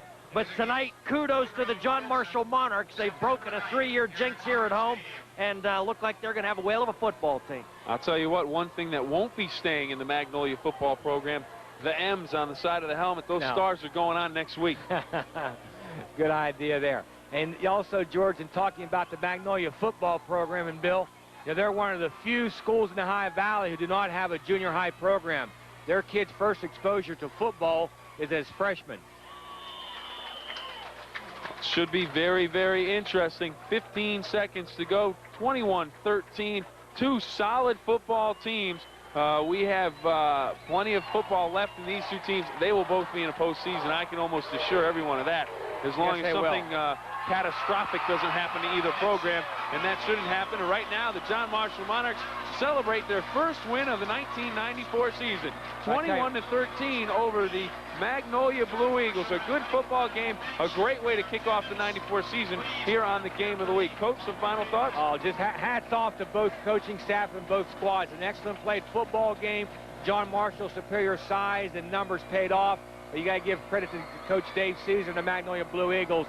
They went at him tooth and nail the whole ball game and gave him everything they got. And as we mentioned defensively for the Monarchs, but he had the hat trick offensively out of his running back position. He comes up with 3 touchdowns.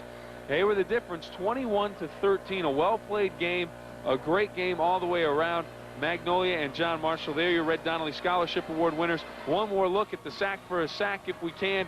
6 times sacks were recorded in this ball game from both teams, and that means Kroger will donate $50 of groceries to the Salvation Army, and as Coach has said already, that will be a big, big difference. So 6 sacks tonight, and we will have that all season long. Proud that we can be a part of that. Our George Kellis down on the field. And George, while you're waiting for one of the coaches to come over and talk to you, give me some final thoughts on tonight's game. Well, I think you fellas summed it up pretty well. Mike Linsky told me before the game that because he's got such a young team that needed a confidence builder, he really felt that John Marshall needed to win this game. He did not know how this team would react next week to a loss this week. So I expect this to be a great springboard for them, especially with a difficult schedule ahead. For Magnolia, they have a difficult schedule as well, but I think that Dave Caesar will be able to get that bunch to regroup, and I think they'll be okay. So I think both teams are going to come out of this with a lot more maturity, and I assume that both of them will be able to get their acts together and have good seasons from here. Back to you, fellas. Thank you very much, George. That is it for our first game of the week, 1994. Our final score on the Bill Forbes Chevrolet scoreboard, John Marshall, 21. The Blue Eagles of Magnolia, 13. For the coach, Ty Fleming. George Kellis down on the sideline, and the rest of the WTOV9 team. I'm Bill Phillips. Good night. We'll see you next time.